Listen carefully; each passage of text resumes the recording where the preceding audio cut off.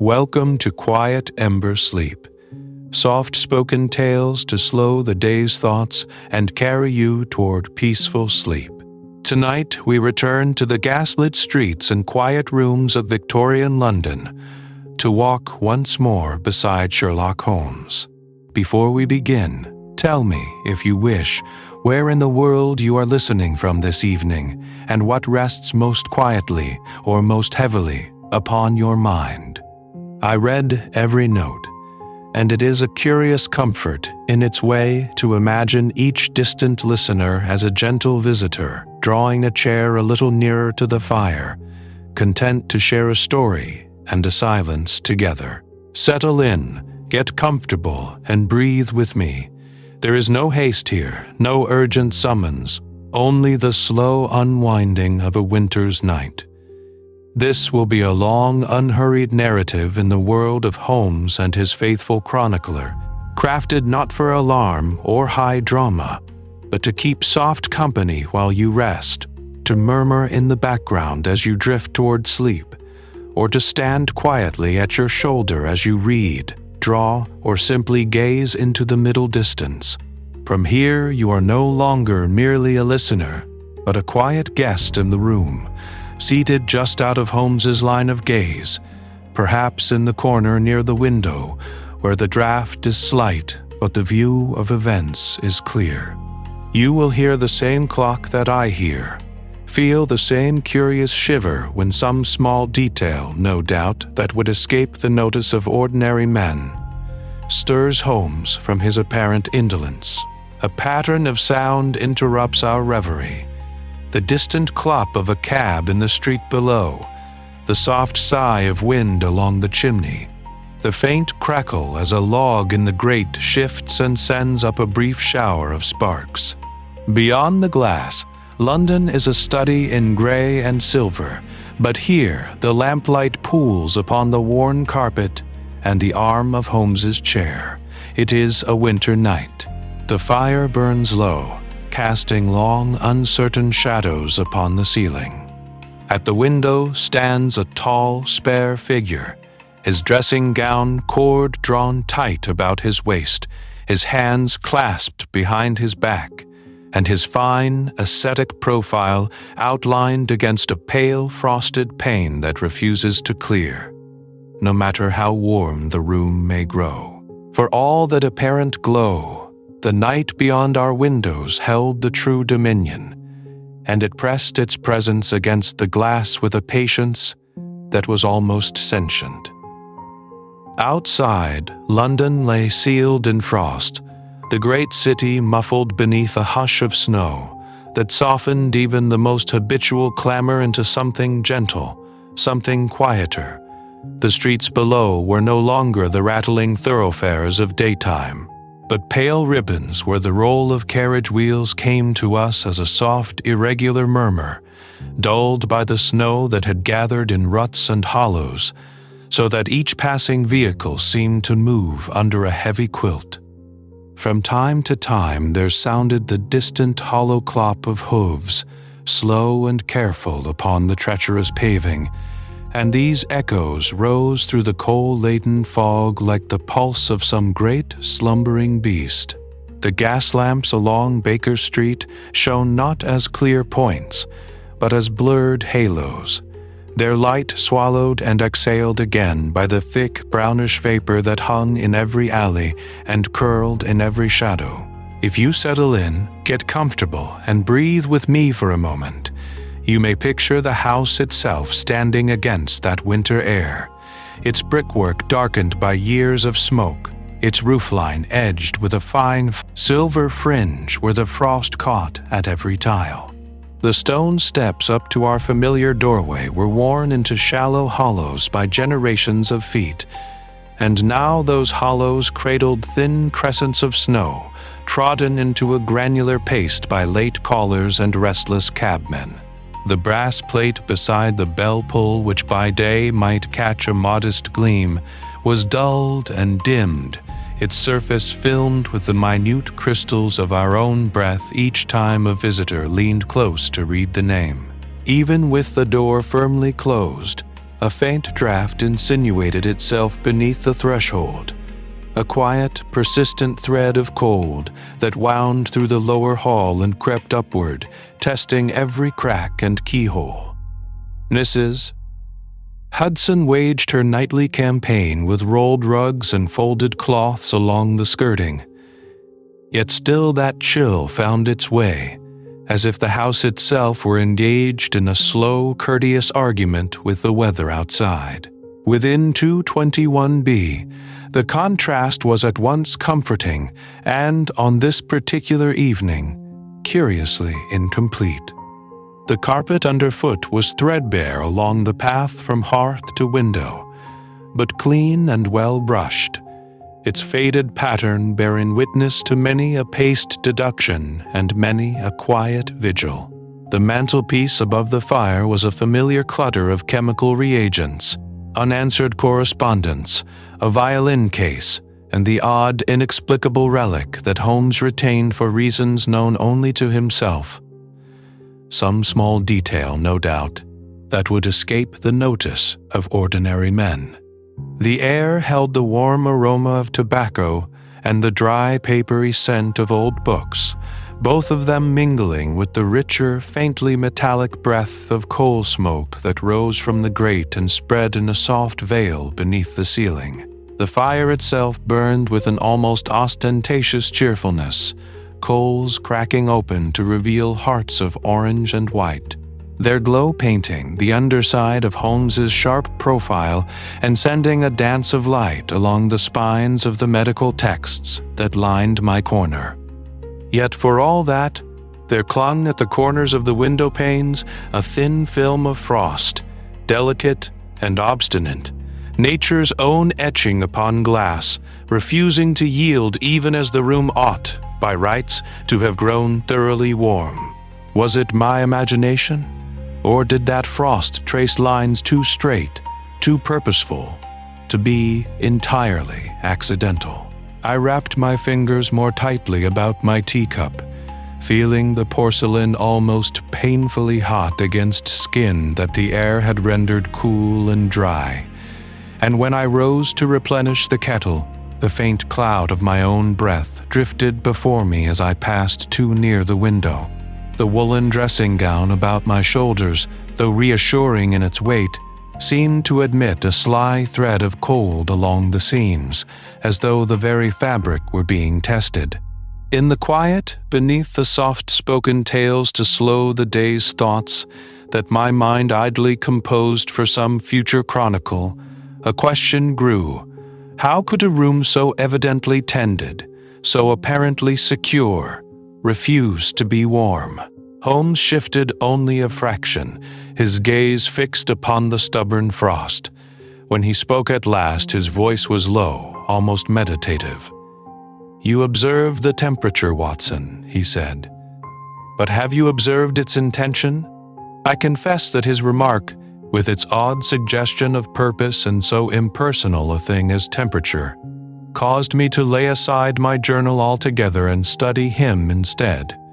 For there was an air about Holmes that evening which the stubborn chill only seemed to sharpen.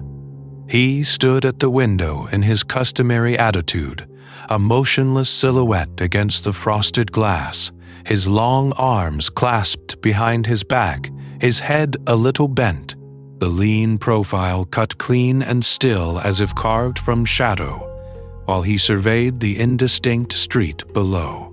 Outside, snow fell in a gentle, unhurried descent, each flake disappearing into the murk of the lamps until the panes were filmed with delicate ferns and branching stars, nature's own etching upon glass that blurred the outlines of passing cabs and the rare hurrying visitor who braved the bitter air. Within, by contrast, the room glowed with a soft and steady light, the coal fire heaped high in the grate so that it sent up a constant murmur and the occasional mild crackle, casting warm reflections upon the brass fender and the shaded lamp upon the table. I had established myself in my well-worn armchair near the hearth, the cushions molded by long acquaintance to my frame, a medical journal drooping from my fingers until, by some slow and inevitable process. It slid with a soft rustle to the carpet and lay there unregarded. The printed discussions of obscure fevers and nervous complaints could not compete, for my attention had drifted, as it so often did, from professional abstractions to the very concrete and singular figure of my friend at the window. The familiar scent of tobacco hung in the air, mingling with the warm aroma of coal from the fire that sputtered gently in the grate, while about us the domestic clutter of Baker Street lay in its usual ordered confusion. On the side table near my elbow, a chemical apparatus of Holmes's devising stood ready, a slender-necked flask clouded faintly from some recent experiment, beside a row of test tubes that caught the firelight in tiny ruby and amber gleams. Holmes's violin, its labors done for the afternoon, rested in its open case upon the sofa, a single horsehair straying from the bow like a pale thread. And on the mantelpiece, above the modest clock whose ticking measured out the quiet, the old Persian slipper sagged comfortably, its worn leather stuffed with tobacco. There was in all this a sense of homely disarray, of books and papers and instruments settling into their accustomed places, that might well have invited one to settle in, get comfortable, and breathe with me, surrendering to those soft-spoken tales to slow the day's thoughts, which I had half a mind to compose. Yet, even as I drew my dressing gown more closely about me and stretched my feet towards the blaze, a small unease intruded upon my contentment. For the heat did not behave as honest heat should. The fire roared, yet the air retained a curiously raw edge, so that when I exhaled, I fancied I saw, just for an instant, the faintest ghost of my own breath. A draught, thin but insistent, seemed to creep along the skirting board and coil about my ankles, while the back of my neck, though turned to the room and not the window, prickled as if some invisible current passed there. It was not the frank, boisterous cold of the open street, but something subtler, more deliberate, as though the very walls were permitting warmth only on sufferance. Holmes did not stir. His gaze remained fixed upon the lower edge of the window, where the frost thickened in irregular bands, while the street beyond dissolved into a mere wash of gray. I knew that stillness in him. It was a sign not of repose, but of concentration, of some small detail, no doubt, that would escape the notice of ordinary men, and yet had already engaged his formidable faculties. I watched the slight inclination of his head, the almost imperceptible tightening of his shoulders, and felt, beneath my quiet curiosity, the first thread of that peculiar anticipation which so often heralded our most singular adventures. "Holmes," I said at last, drawing the chair a little nearer to the fire, more for reassurance than for heat, "am I to understand that our very room has become a problem for your solution?" He turned his head a fraction, the ghost of a smile touching his lips, while the snow tapped softly at the pane. "Not the room, Watson," he replied. "The intention, as I remarked. Listen a moment longer, and you will hear it for yourself." I did as he bade me. I listened. At first there was nothing more remarkable than the quiet breathing of the fire, the occasional soft shift of a coal as it settled, and beyond the window the gentle hiss of snow against the glass, as if the whole street were wrapped in a woolen muffler and bidden to speak in whispers only. Then, as I leaned back, away from the immediate circle of the grate, I saw something that made me start in mild surprise, and, I confess, lean forward again as though proximity to the blaze might correct my senses. My breath smoked in the air. A faint pearly mist, no more substantial than the sigh of a kettle on the point of boiling, yet unmistakable in the lamplight, drifted from my lips and hung for a moment before me, as though I stood not in our own sitting room, but out upon Baker Street itself on a bitter January night. The absurdity of the thing struck me with a curious, almost childlike wonder, for my shins were agreeably warm, tingling under the direct assault of the coal-fed fire, while my shoulders and the back of my neck prickled with a chill that seemed to creep from the very edges of the room. It was a paradoxical scene. The grate well piled, the iron bars ruddy, the warm aroma of burning coal mingling with the familiar scent of tobacco and old leather. Yet beyond that bright semicircle the air remained stubbornly cold, a quiet, invisible presence that lay along the skirting boards and pooled in the corners, so that one felt in moving a hand from knee to armrest as though passing it through two distinct climates. It was, I thought, the sort of odd domestic detail that might furnish one of those soft-spoken tales to slow the day's thoughts, were it not occurring under my own roof. My professional instincts stirred, and I set myself for a moment to catalogue possible causes with the same method I might apply to a patient. Poor insulation, of course. These old London houses, with their hidden flues and forgotten servant passages, were notorious for harboring drafts. A crack beneath the door, perhaps, or a current descending from the stair. Some quirk of the chimney might be drawing the warm air too eagerly upward. Yet, as I watched my breath plume once more, delicate and persistent, I was obliged to admit that no ordinary imperfection of brick or mortar could account for so marked a difference between hearth and wall. The room did not merely lose heat, it appeared to refuse it. My gaze, wandering in search of confirmation, came to rest upon the nearest window. There, the frost, which earlier had confined itself decorously to the outer panes, now seemed to have crept inward along the sill, tracing nature's own etching upon glass and wood alike. Fern-like patterns, exquisitely fine, spread their white shadow across the inner beading, stubbornly unmelted though the fire roared within a few yards, each fragile frond advancing, it seemed, by some secret, patient intention. "Holmes," I said at last, half amused in spite of an involuntary shiver, "it is as if the room itself bears a grudge against warmth. One might almost imagine a conscious spite in the very plaster." At that, he stirred.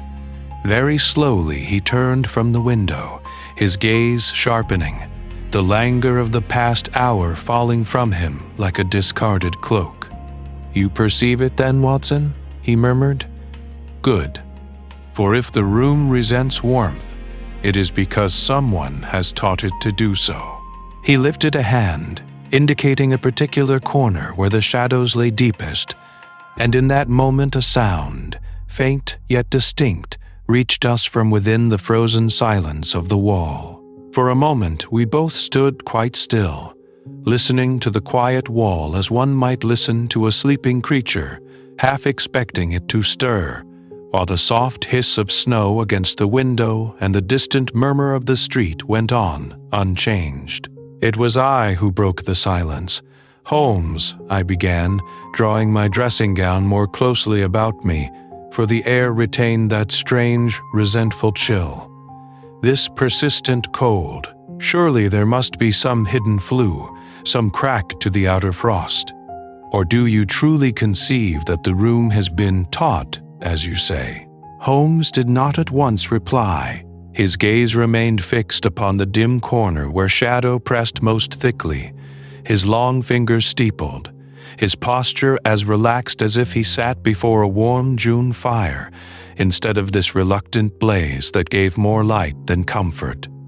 When he spoke at last, it was with that unhurried softness which, more than any energy of gesture, foretold that his mind had passed to some new and delicate perception. "We shall return to the pedagogy of rooms in a moment, my dear Watson," he murmured. "For now, it will be more profitable to observe that we are about to receive a caller." A caller? At this hour? I turned my head, straining my ears. The house gave forth only its accustomed nocturnal sounds, the faint ticking of the clock upon the mantel, the low sigh of the coal in the grate, a distant cab rattling along Baker Street, muffled by snow and fog. No footsteps sounded upon the stair. No knock disturbed the quiet. "I hear nothing," I confessed. Holmes inclined his head, as one might to a patient but rather dull pupil. There was, however, a glint of amusement in his eyes, which I had come to know well. Naturally, it is not yet a matter of sound. It is a matter of vibration. Settle in, get comfortable, and breathe with me a moment, and you may perceive it. Place your hand lightly upon the floorboards, just here. I did as he directed, touching the worn plank between us.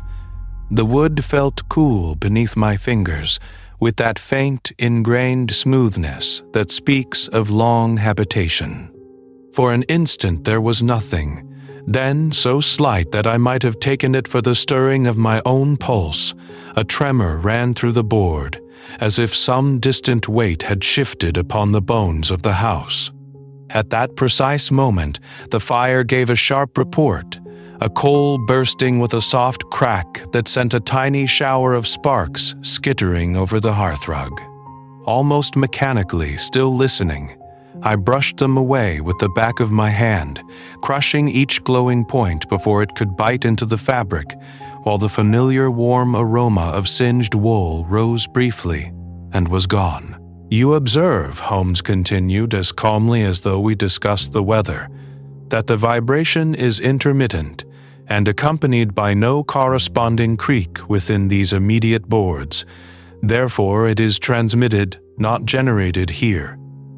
Our visitor is upon the lower stair. Heavy boots, but careful tread." "You deduce all that from so slight a quiver?"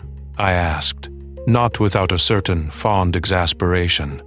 "Might it not be merely Mrs. Hudson attending to some domestic duty?" "Mrs. Hudson," said Holmes, "pauses upon the third step when ascending, for her right knee has troubled her since the winter of '87, when the frost lay upon the city like a sheet of glass. Our present friend has halted upon the landing below, just outside our door, where the draught from the hall window meets the warmer air of this room. You may feel the hesitation in the boards as clearly as if you saw it in his face. He debates whether to knock." As he spoke, I fancied that the faint tremor did indeed cease, then return, like a heart that falters before committing itself. The notion that one might read such indecision through timber and nail seemed, even for Holmes, fantastical. Yet there it was, plain to his senses and, by degrees, to mine. "You will observe, too," he added, his tone more reflective than expectant, "that this will not be our usual sort of client. Our commonplace seekers after lost jewels or strayed husbands do not hover in the shadows like guilty thoughts. They come blundering, Watson, all noise and urgency. This man, if man it be, brings with him something quieter and colder. Some small detail, no doubt, that would escape the notice of ordinary men has already betrayed him to me." "Not our usual sort of client?" I repeated. "Then what, in heaven's name, does he seek at such an hour, in such weather?" Holmes only smiled faintly, his gaze resting upon the door, where the lamplight drew a pale bar upon the wood. And beyond it the unseen figure waited between the warm room and the frost-haunted stair. "Let us allow him to decide," he said. "Listen. In another moment he must either retreat into the snow or knock." We did not have long to wait. A single, tentative vibration ran through the stair, so soft that it might have been only the settling of old timbers. And then came the first footfall, light, yet deliberate, sounding up from the shadowed well below, like a cautious question addressed to the quiet house. "Attend, Watson," murmured Holmes, his gaze never leaving the door. "Here is a little lesson in footfalls. If you will settle in, get comfortable and breathe with me, for our visitor climbs more eloquently than many men speak." The steps mounted in an even rhythm, neither brisk nor dragging, each placed with a care that betrayed habitually good breeding, yet touched, as it were, by a film of hesitation, as though the mind that directed them were at this moment ill at ease. There was no clatter, no careless shuffle such as one hears daily upon the London street, but a measured ascent that spoke of a man accustomed to quiet carpets and orderly households, who nevertheless now found his courage somewhat chilled by the errand that brought him through the frost. "Observe," Holmes went on in that calm, almost pedagogical tone which has so often turned our rooms into a kind of soft-spoken lecture hall. He pauses upon the first landing. The sound indeed ceased there, and in the little silence that followed, I fancied I could hear the faint hiss of snow against the window and the low, steady murmur of the fire. Then, very delicately, there came a rustle like paper being unfolded and smoothed by gloved fingers. "A letter," said Holmes. He consults an address, some small detail, no doubt, that would escape the notice of ordinary men. He is unacquainted with Baker Street, or he would not need to reassure himself midway. A stranger to our neighborhood, then, but not to comfort.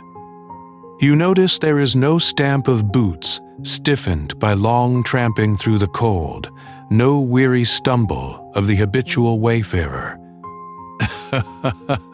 As the tread resumed, I found my own thoughts gently ordered by his words, as though the measured phrases arranged themselves in the air above the hearth, alongside the curling tobacco smoke and the warm aroma of coal.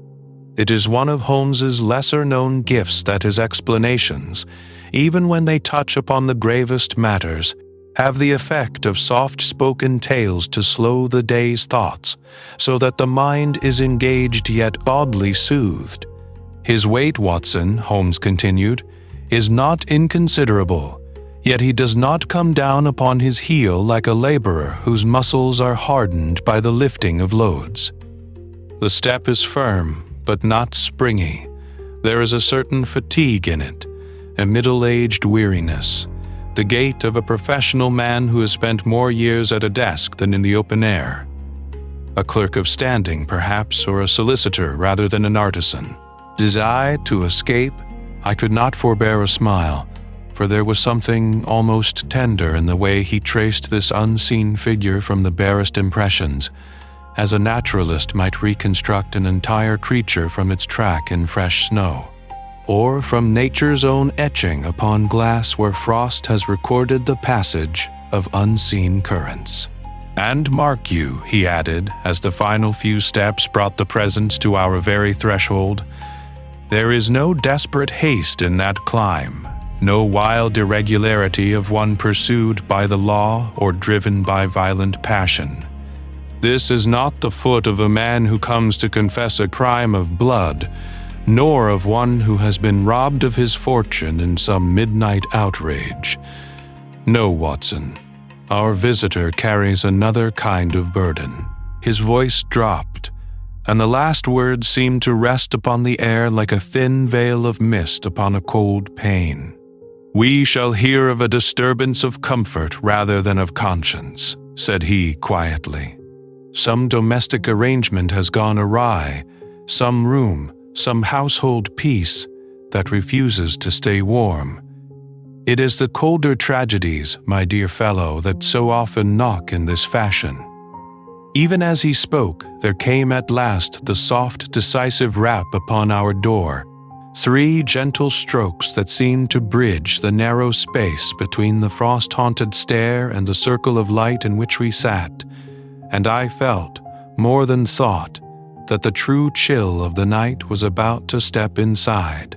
For a moment, after that soft, decisive rap, We simply sat and listened to the silence it left behind, as though the sound itself had drawn a faint circle in the air and then withdrawn, inviting us to cross it at our leisure rather than in haste. Holmes did not stir at once, and I, feeling the curious mixture of expectation and chill that had settled upon the room, rose instead and turned my attention to the modest tea tray which Mrs. Hudson had left upon the side table near the window. The frost upon the panes had thickened into delicate fronds and feathers, nature's own etching upon glass, so that the blurred lamps of Baker Street beyond seemed to float in a pale, enchanted mist, their glow softened and scattered by that crystalline veil. Between that quiet, frozen world outside and the small, bright island of our hearth, there lay the familiar implements of our evening comfort. The stout brown teapot beneath its knitted cozy, 2 cups and saucers of thin white porcelain, the sugar in its lidded bowl, and the little silver spoon that now gave forth a gentle clink as I lifted it, the sound almost lost beneath the low murmur of the fire. I tipped the pot and watched the amber stream descend, clear at first and then deepening as the leaves within surrendered their strength, the liquid swirling softly into the waiting cup and sending up a faint, enticing aroma that seemed at once homely and faintly exotic, as though it carried with it the memory of warmer ports and distant sunlit plantations. The china warmed under my fingers as the cup filled, a pleasant heat that crept slowly through the glaze and into my hands, so that for a moment I became acutely aware of the contrast between that gathered warmth in my palms and the persistent coolness upon my cheeks and ears, where the air of the room still moved with a sly, unfriendly touch. "Tea, Holmes," I said at last, keeping my voice low, for it seemed almost a discourtesy to raise it in that soft, attentive hush. He inclined his head with a distracted little nod, his gaze still fixed upon the fire as though some small detail, no doubt, that would escape the notice of ordinary men had written itself in the pattern of the coals. "My thanks, Watson," he murmured, accepting the cup without looking, his long fingers curling round it in an absent fashion that nevertheless betrayed to my physician's eye a certain satisfaction in the simple transfer of heat.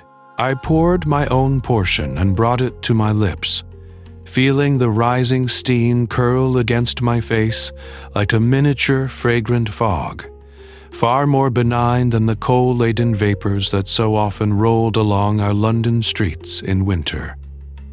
The first sip spread through me in a slow, deliberate wave, warm and steady, a quiet reassurance that began at the tongue and traveled downwards, settling in the chest with that peculiar comfort which only well-brewed tea on a cold evening can bestow. Even as the inner warmth took hold, there remained that faint, inexplicable coolness at the tip of my nose, along the line of my jaw, and in the upper air about my temples, as if the room itself, like some contrary patient, consented to treatment, and the extremities yet refused it at the vital centers. I shifted my chair a little nearer the fire, listening to the soft crackle of the coal and the occasional sigh from the chimney, and became aware of how the sounds within and without wove together into a kind of quiet tapestry. The distant roll of a carriage along the street, the almost inaudible hiss of snow against the window, the muted tick of the clock upon the mantel, and beneath it all the steady, soothing rhythm of Holmes's breathing as he sat with his eyes half closed and his cup cradled in his hand. It was one of those rare instants at Baker Street when the world seemed content to pause, to settle in, get comfortable, and breathe with me, as if even the city had chosen, for a heartbeat, to indulge in soft-spoken tales to slow the day's thoughts, rather than in its usual clamor and urgency. "Tell me, Holmes," I said, more to test the air than from any urgent curiosity, Do you truly suppose that the source of this obstinate chill will prove to be entirely prosaic? The question hung there, light as the steam from our cups. He smiled faintly, but did not immediately reply, and in that small delay I felt again the half-acknowledged tug of older, darker notions, the whispered stories of haunted chambers, of rooms that would not stay warm because some forgotten sorrow had taken up residence in the brick and mortar. Was it only a mislaid flue, a hidden vent, some cunning draught contrived by bad design or worse intention, or was there, as the more imaginative among our fellow tenants might insist, a shadow of another order pressing its invisible hand upon our comfort? Before Holmes could shape an answer, the pattern of the evening altered. From beyond our door, cutting cleanly through the layered quiet of fire and clock and falling snow, there came again the sound of knuckles upon wood. 3 measured, deliberate knocks this time, firm yet curiously hesitant, as though the visitor stood balanced between resolve and reluctance on the threshold. They fell exactly as Holmes had foretold, and with their echo the gentle, stubborn cold of the room seemed suddenly less a mere inconvenience and more a herald, announcing that whatever business waited without was about to step, with all its unseen consequences, into our circle of lamplight and tea. The first sound was not the knock itself, but the hush that fell between us, a soft drawing in of breath, as though the very walls of Baker Street paused to listen. Then it came. 3 raps, measured and distinct, neither timid nor overbold, each one separated from the next by the faintest, thoughtful pause, as if the unseen visitor weighed his courage between every stroke upon the wood. The pattern, so simple in its construction, held in it a curious composure, and I found, to my quiet surprise, that my fingers had stilled upon the arm of my chair, my gaze fixed upon the door as though the sound had been struck upon my own nerves, rather than upon the panel below. Holmes did not stir, yet I saw the slight sharpening of his profile against the lamplight, some small detail, no doubt, that would escape the notice of ordinary men already revealing itself to his inner ear in that modest sequence of taps. A moment later there came another sound, one infinitely familiar and oddly reassuring, the soft, rhythmical scuff of Mrs. Hudson's slippers along the passage. In that drafty old house, where the winter wind prowled about the eaves and the snow pressed its cold face to every window, her approach had something of a domestic counter-charm, a warm, bustling humanity interposed between the unknown and the known, between the frost of the London street and the snug, tobacco-scented refuge of 221B. The fire glowed red in the grate, yet the air about us remained stubbornly cool, and as her slippers passed beneath our floor, I heard the faint creak of the stair and the murmur of her voice, warm in tone though brief in phrase, greeting the visitor below. One might almost have imagined, had one been inclined to the superstition so common in our day, that the house itself held its breath with us, waiting to see what form of trouble or entreaty would cross its threshold this time. Holmes's eyelids lifted fully. A faint smile, more of recognition than of amusement, touched the corners of his mouth. "And so it begins," he murmured, scarcely louder than the crackle of the coals, not as a theatrical pronouncement, but as one might acknowledge the first snowflake of a storm long anticipated. His voice, quiet and even, seemed to fold itself into the gentle hiss of the fire and the distant, muffled traffic of the street. "Settle in, get comfortable and breathe with me," I might almost have said to any listener who shared our vigil then, for there was in that pause a curious calm, the sort of soft suspense that comes before a curtain is drawn back or a letter is unfolded. Below a latch turned, a murmur of thanks, a coat surrendered, the small ordinary rites by which strangers are transformed into guests. It was at that instant that I felt it, a faint draught, no more than the lightest finger of cold air stealing up from the stairwell as the door to the landing was opened.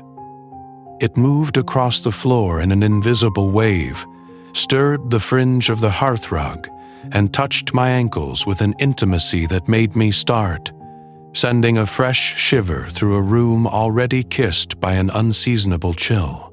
The flame in the lamp nearest the door gave a slight, protesting flicker, and the fragile, fern-like traceries upon the window, nature's own etching upon glass, seemed to brighten for a heartbeat as the frost outside answered the draught within.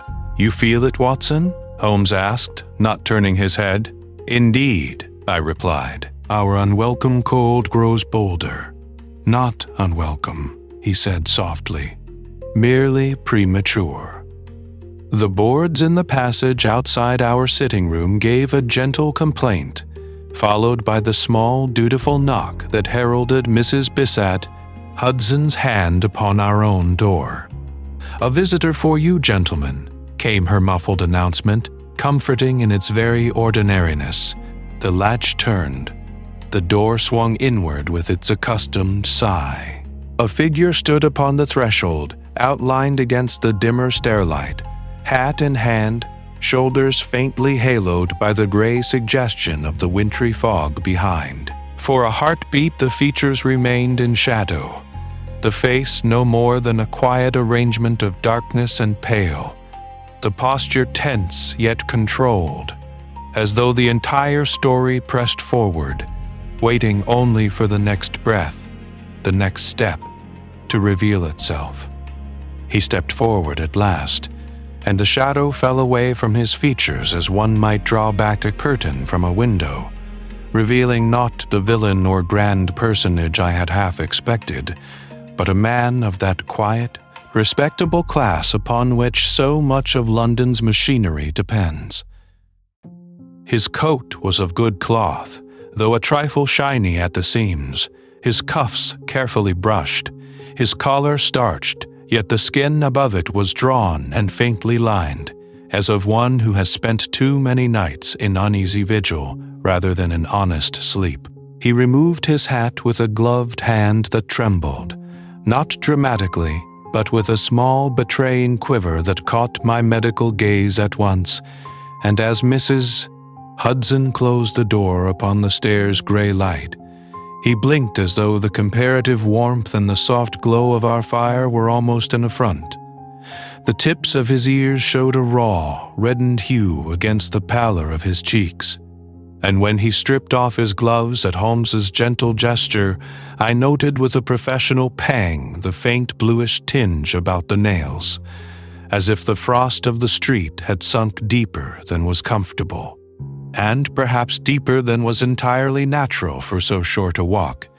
He came a step nearer to the hearth, drawn by the quiet crackle and the rich aroma of coal, yet checked himself with a courteous inclination, as though fearful of intruding upon our comfort.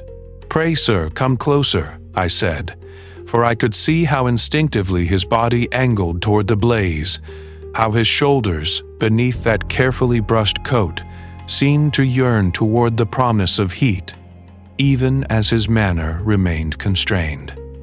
Outside, snow pressed softly against the window, nature's own etching upon glass, blurring the outlines of Baker Street into a world of pale shadow and muffled sound. "My name is Edgar Phelps," he began at length, his voice low but well-bred, the tones of a minor civil servant or solicitor accustomed to quiet offices and orderly files rather than to midnight visits to consulting detectives. "I reside in Woburn Place, in a modest but respectable townhouse, which, until these last weeks, I believed to be as ordinary as any other in that terrace." His gaze flickered, not to Holmes, but to the fire. "The house is sound, Doctor, as far as my limited judgment goes. The lower rooms are warm, the pipes draw, The chimneys smoke as they should. Yet there is one room, an upper chamber at the rear, which cannot be made warm. Holmes, who had greeted him with no more than a slight inclination of the head, now leaned back, fingers steepled, eyes half closed, as if Phelps were no more than a paragraph being read aloud from some curious report. I knew that posture well, and smiled inwardly. There was some small detail, no doubt, that would escape the notice of ordinary men, but which my friend was already turning over in that extraordinary mind of his. No matter how much coal is burned there, Phelps continued, his hands clasping and unclasping in his lap, the frost seems to creep back the instant the fire is left unattended. I have seen my own breath hang upon the air like a London fog, though the grate roared red and the rest of the house lay snug as any inn parlor. The servants will not enter it after dark. They cross themselves, whisper of ghosts and of a curse upon the unquiet room, as they have taken to calling it. I am not a fanciful man, Mr. Holmes. I have spent my life among ledgers and blue books, and have long held that such tales are for children and the credulous. Yet of late I find my reason worn thin. I lie awake and hear a soft draught moving under the door, feel a breath of air colder than the street itself slide along the passage, as if the night had found some secret road into the very heart of my house. How can a single room defy the fire when all the rest stand warm? Holmes opened his eyes a fraction, his gaze sharpening, though his body remained as languid as before.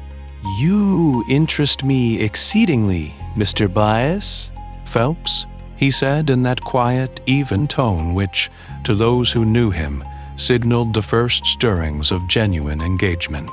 "You speak of a house that is ordinary in all respects save one, and of a room that behaves not like a chamber of brick and plaster, but like, what shall we say, a stubborn personality? Let us, if you please, set aside ghosts and curses for the moment. Describe to me, with all the precision you can command, the exact disposition of this unquiet room, its windows, its fireplace, the walls that flank it, the sounds you hear there, the hour at which the cold is at its worst. For it is in such particulars that truth most often hides." Phelps drew a breath, slow and unsteady, as though in yielding his story to Holmes's methodical inquiry, he surrendered something of the fear that had clung to him like the frost. Outside, the snow thickened upon the sill, and the quiet of Baker Street deepened, as if the whole city held itself still to listen. What strange architecture of brick and shadow awaited us in Woburn Place? And what secret could make a room refuse the honest warmth of its own fire? Before Phelps could frame his reply, a sudden hiss from the grate sent a brief shower of sparks upward, a tiny pattern interrupt of light and sound that drew all our eyes to the flames, where a single coal had split with a sharp report, as though the very idea of heat meeting cold had found its own small voice in our hearth. Holmes's gaze returned at once to our visitor. "Begin, then," he murmured. From the door inward, the gentleman cleared his throat, and for a moment the only sound was the soft sigh of the fire and the distant, muffled rumor of wheels upon the winter street, as though London itself were holding its breath to listen. When he spoke again, it was with the air of a man half ashamed of his own narrative, yet driven to it by some quiet inward necessity. "You must understand, Mr. Cale." "Holmes," he began, his gaze dropping to his gloved hands, "I do not believe in ghosts. I never have. I was raised in a household where such tales were laughed out of the room, and I have myself laughed often enough at stories of haunted chambers and unquiet houses."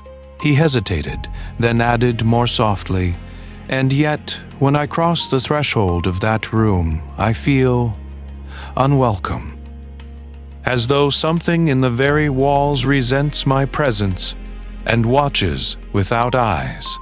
Outside our window, the snow, which had been no more than a scattered flurry, thickened into a steadier fall, each flake drifting past the lamplight like nature's own etching upon glass, blurring the hard outlines of roofs and chimneys into softer masses of shadow.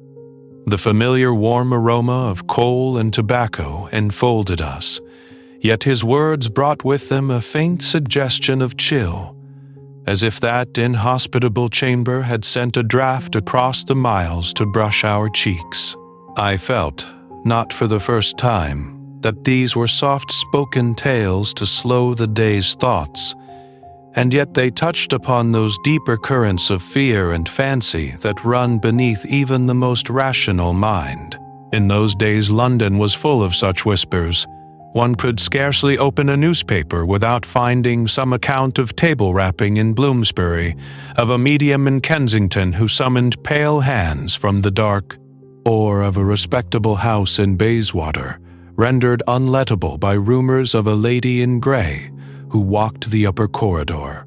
Even men of science, whom I had seen stand unmoved at a deathbed, might be found of an evening in a darkened parlor, fingers lightly resting upon a planchette, asking in hushed tones what message might come from beyond. Was it any wonder that a room which refused to stay warm should be spoken of as haunted? Holmes, however, only inclined his head a fraction, his expression one of courteous attention, but his eyes alight with that keen inner fire which draughts and shadows could not disturb. "You do me a service, sir," he said quietly, "in stating your disbelief at the outset. We shall not then be distracted by any convenient phantom. Every effect has its cause, however artfully concealed. A cold room, like a warm welcome, rests upon conditions that may be discovered. I have known," he continued, turning for a moment toward the grate, where the flames played in gentle reflection upon his sharp profile, "many a supposed haunted chamber to owe its terrors to a misplaced flue, a cracked chimney breast, or some ill-considered alteration in the brickwork. A hidden vent, a forgotten servant's passage, a carelessly stopped-up fireplace. These are the spirits that walk in modern houses. The unexplained chill that clings to one corner, the little thread of air that finds its way along a skirting board and sets the candle guttering. Such things have frightened more maids than all the ghosts in Christendom."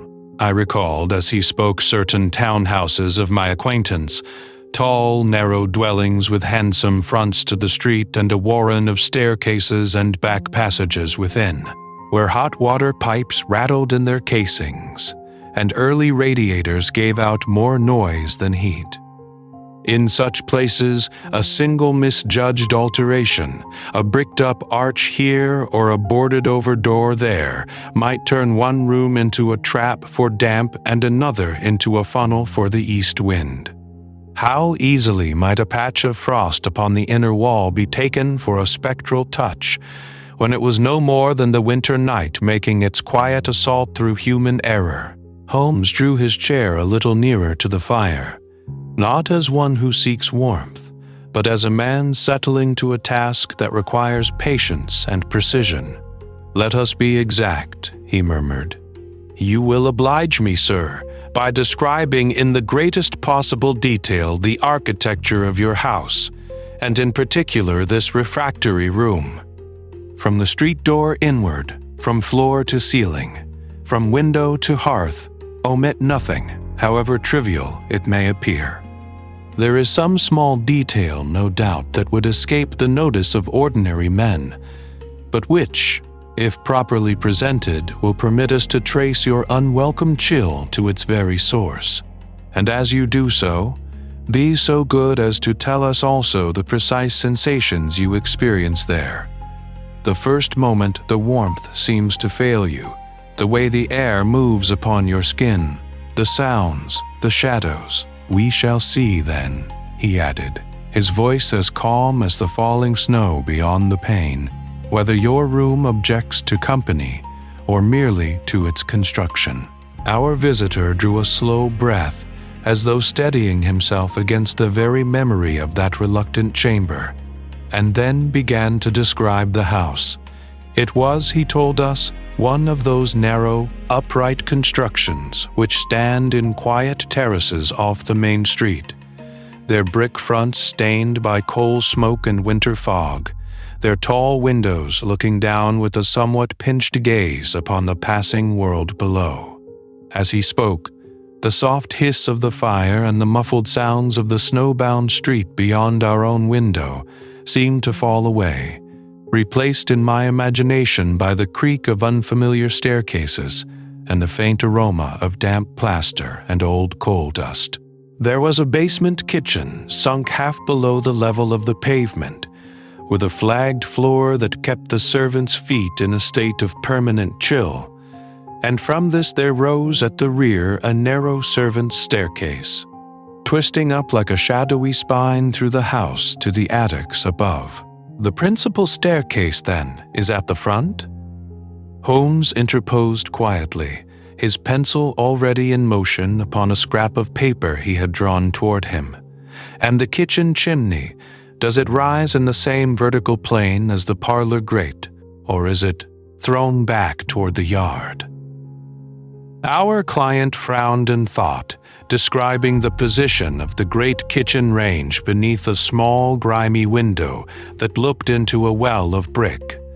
Holmes's pencil moved more swiftly, sketching a rectangle, then dividing it, his long fingers as deft and sure as though he traced nature's own etching upon glass. I watched, with that familiar mixture of admiration and amusement, as words became angles and recollections became corridors. On either side, the man continued, the houses are joined close, no alleys, only a narrow passage at the rear leading to a meager strip of yard. The cold room is on the second floor, facing the street, directly above the drawing room. "Immediately above?" Holmes asked. "No half landing? No intervening closet or box room?" When the other shook his head, Holmes marked a smaller chamber upon his plan, then another behind it. "You spoke of an unused dressing room communicating with this chamber. Has its fireplace been bricked up?" "Yes, sir. Long ago, I believe. The mantel remains, but there is only a smooth, cold wall within the opening." Holmes's eyes gleamed. "And the chimneys that serve the adjoining houses, do you observe many pots upon the roof when viewed from the street, or only a modest cluster?" Our visitor confessed he had never considered the matter. Holmes merely nodded, adding a series of slender shafts to his drawing, so that, little by little, the tall townhouse rose upon the paper, complete with hidden flues, disused fireplaces, and those curious, bricked-up apertures that so often hint at stories a landlord would prefer remain untold. One could almost imagine some priest-hole or secret passage threaded through that brickwork. London has swallowed stranger contrivances in its time, has it not? "Settle in, get comfortable, and breathe with me," Holmes murmured in an absent way, more to the problem than to us, as if inviting the house itself to yield up its secrets. The servants' stair, the narrow yard, the front-facing chamber that refused all warmth, each found its quiet place beneath his hand, until the whole fragile edifice of our visitor's life in that dwelling lay before us in neat graphite lines. At length he paused, considering, then darkened one particular corner where the front room, the bricked-up dressing room, and a rear flue appeared to converge. His pencil tapped there, very softly. "It is in this angle, Watson," he said, his voice low, that the explanation, if there is one, must reside.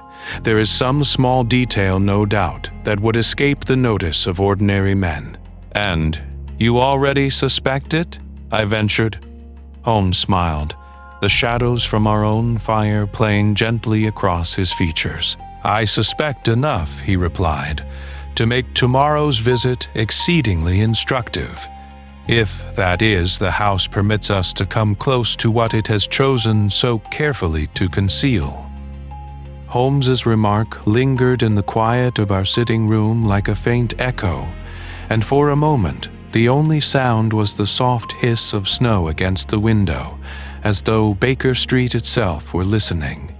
Then our visitor, drawing a slow breath, seemed to brace himself against some inward reluctance and leaned a little nearer to the fire, as if the added warmth might steady his nerves as well as his chilled hands. "There is more, Doctor," he said at last, his gaze fixed upon the coals. "It is not only I who have felt the room's opposition. My servants have their own tales, and though I am not a fanciful man, I cannot wholly disregard them." He spoke first of his maid, a quiet country girl who had come to London with more courage than experience, and who, until the present winter, had performed her duties without complaint. It was her custom, he explained, to go each afternoon, as the light failed over the street and the first lamps began to glow, to draw the curtains of the cold chamber, shutting out the gray dusk and the drifting frost. Lately, however, she had begged to be excused from that particular task. She declares, our client continued, lowering his voice, that when she stands by the window with her hand upon the curtain cord, she hears a faint whispering and a sort of rustling, as if someone breathed or moved within the very thickness of the wall. Not loud, you understand. No more than the softest murmur behind her shoulder, but so near that she cannot persuade herself it is merely wind in the chimney. Twice she has dropped the cord and run out, leaving the curtains half drawn. Holmes, who had appeared to be contemplating the pattern of ash upon the hearthrug, lifted his head at this. "At what hour does she notice these sounds most distinctly?" he asked. "Always at dusk?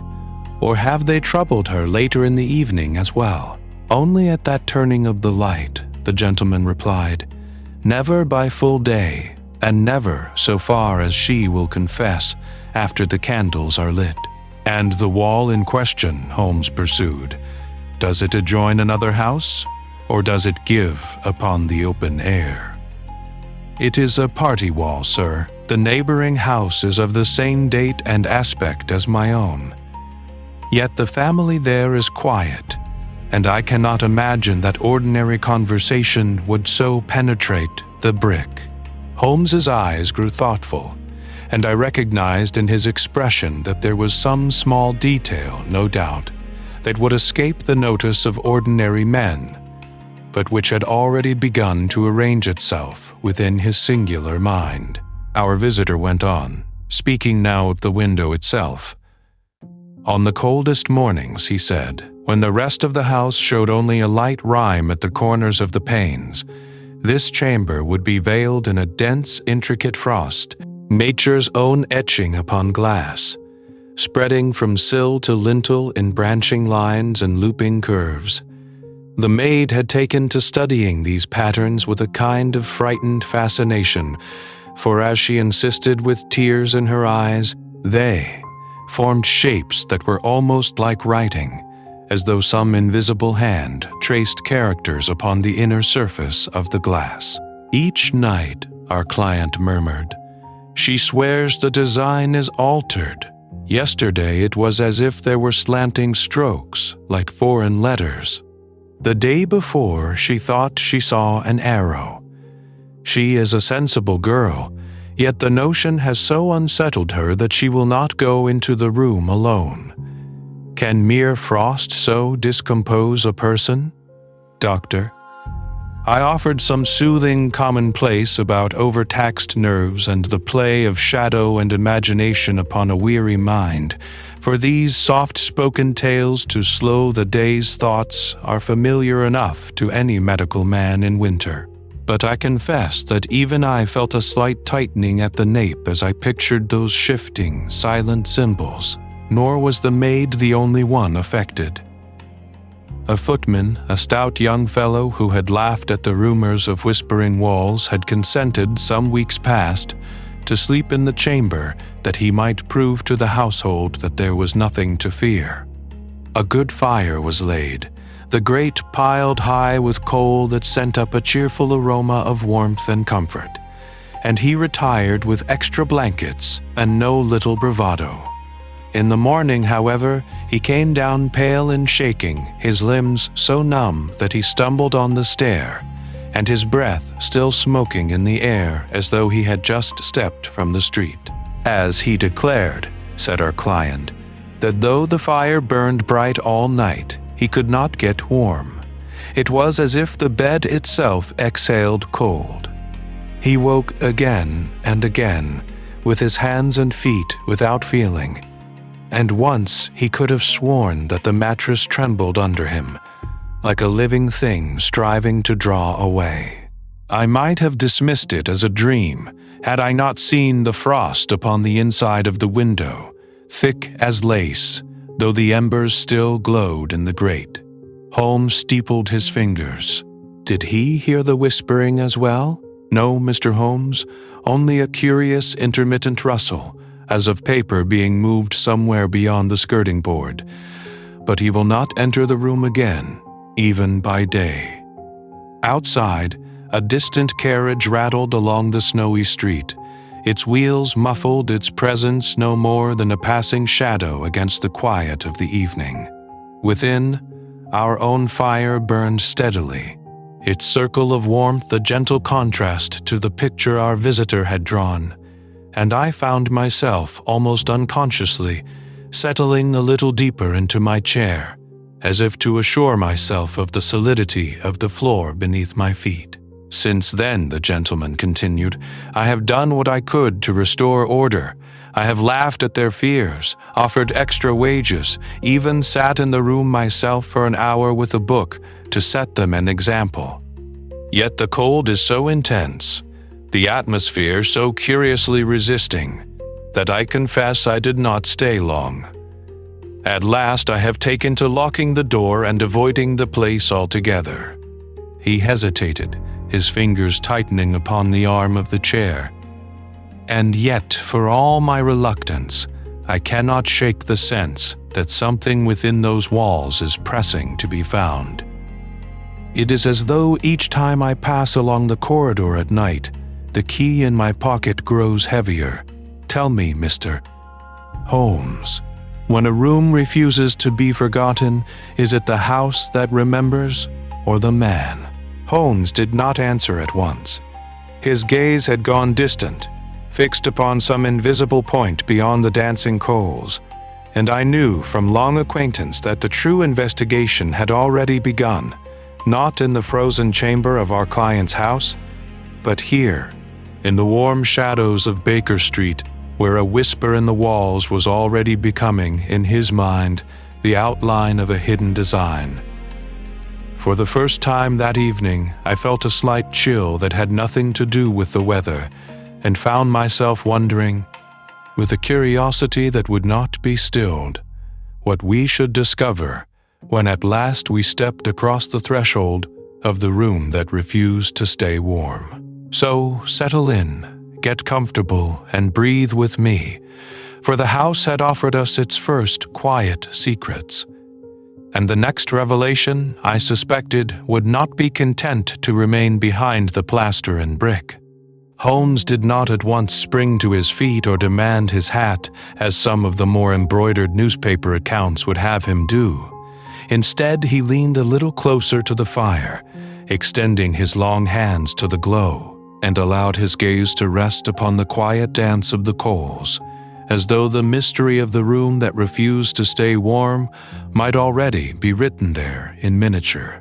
"The behavior of a single chamber, Watson," he observed at length, "may differ very sensibly from that of the house which contains it, without invoking anything more alarming than brick, mortar, and human fallibility. Consider, for example, a misaligned chimney, where the flue of one fireplace is made to wander in eccentric fashion through the walls before it finds the open air, a flaw of a few inches in the draught, a bend where none should be. And you may have a room that drinks the heat from its neighbors as a sponge drinks water. Outside the window, the snow pressed softly against the glass, a pale blur beyond which the street lamps shone like distant stars seen through mist, while within the warm aroma of coal and tobacco twined together in the air, so that the contrast between our snug sitting room and the imagined chill of that distant chamber seemed all the more pronounced. I felt, as I often did in such moments, that these were soft-spoken tales to slow the day's thoughts, even when they concerned something as prosaic as drafts and brickwork. "There are, too," Holmes continued, "those early experiments in central heating which certain ambitious Londoners have permitted to be grafted upon honest coal grates. Hot water pipes, ill-insulated and ill-conceived, may run beneath floors or behind paneling, creating powerful, localized currents of air. A leak here, a gap there, and the warmth intended for the nursery may be spirited away to some forgotten corner, while a bedroom above lies in a perpetual frost. Have we not encountered once or twice such contrivances that strove to improve upon the old ways, and succeeded only in producing discomfort?" I murmured assent, recalling a convalescent patient whose radiators had gurgled like uneasy ghosts, while his windows bloomed each morning with nature's own etching upon glass, the frost tracing delicate ferns across the panes in defiance of the stoked boiler below. "Nor must we neglect," Holmes went on, "the secret life of a house. An old priest hole, perhaps, left from less tolerant days, a bricked-up staircase that once gave the servants quiet passage from kitchen to nursery, a disused service duct by which coals or dishes traveled unseen. Any such cavity, if it touch upon an exterior wall or a damp cellar, may conduct cold as surely as a pipe conducts water. Imagine a hollow running like a vein behind the plaster, drawing warmth from the room and bleeding it into the stone. What would a nervous maid make of a chill that seems to creep from the very wainscot? What tales would a superstitious cook tell of whispers in the paneling when the wind found such a passage? His voice was calm, almost lulling, the orderly enumeration of possibilities falling into place, one after another, like chessmen marshaled for a quiet game by the hearth. Where our visitor's earlier agitation had conjured specters and curses, Holmes's measured phrases laid down solid planks of reason, until even my own slight uneasiness subsided into professional curiosity. Was it not always some small detail, no doubt, that would escape the notice of ordinary men, upon which the whole structure of his explanation would eventually turn? "And so," he concluded, folding his hands and turning his profile towards the firelight, which threw a gentle shadow along the line of his hawk-like nose, "we have, at the least, ventilation, flues, hidden cavities, and ill-planned pipes, each capable of conspiring to rob a single room of its rightful share of comfort. These are but the broad outlines. The finer strokes must await our inspection on the spot." He rose then, not with haste, but with the quiet decisiveness that I had come to recognize as the true sign that his interest was fully engaged. "We shall go, Watson. The matter appeals to me not merely as a curiosity of architecture, but as a problem of cause and effect. Rooms do not grow cold without reason, and reasons seldom exist in isolation. Where we find the one, I suspect we shall discover others, lying as close together as bricks in a wall. I closed my notebook and reached for my coat, feeling the gentle weight of the coming inquiry settle upon us, as softly as the snow upon Baker Street, and wondering what other, less visible currents might be moving behind the chill of that reluctant room. Holmes had risen while I spoke, and now stood with his back to the fire, the long skirts of his dressing gown catching what little warmth the coals still yielded.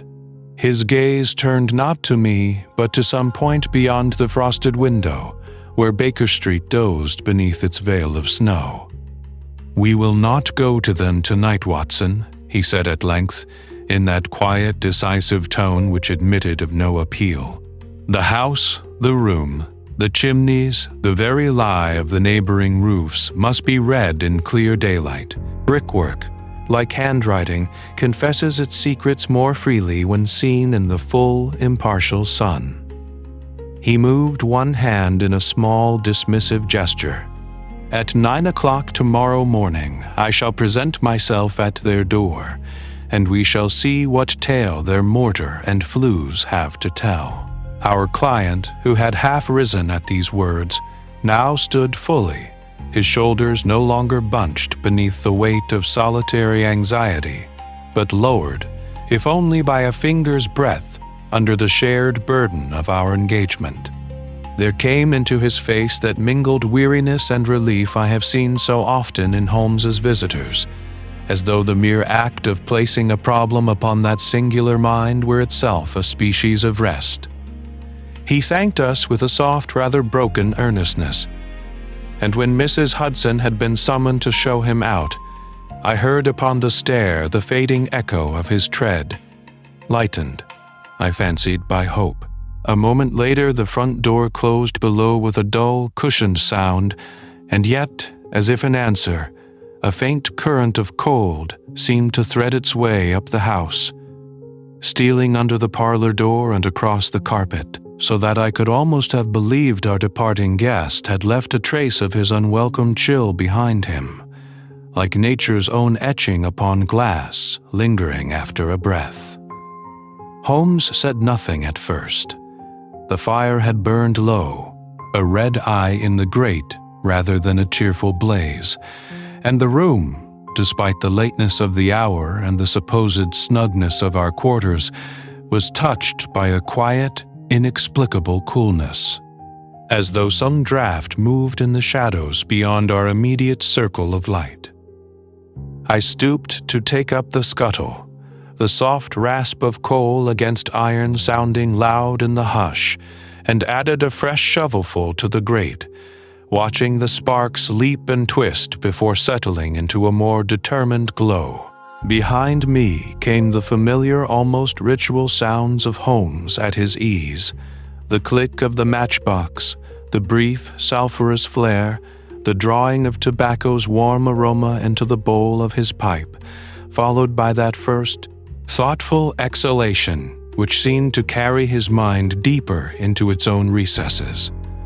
The smoke rose in slow blue wreaths, hanging a little in the colder air before drifting towards the ceiling. "You observed, Watson," he remarked presently, "that our client spoke of the room as if it possessed a temperament?"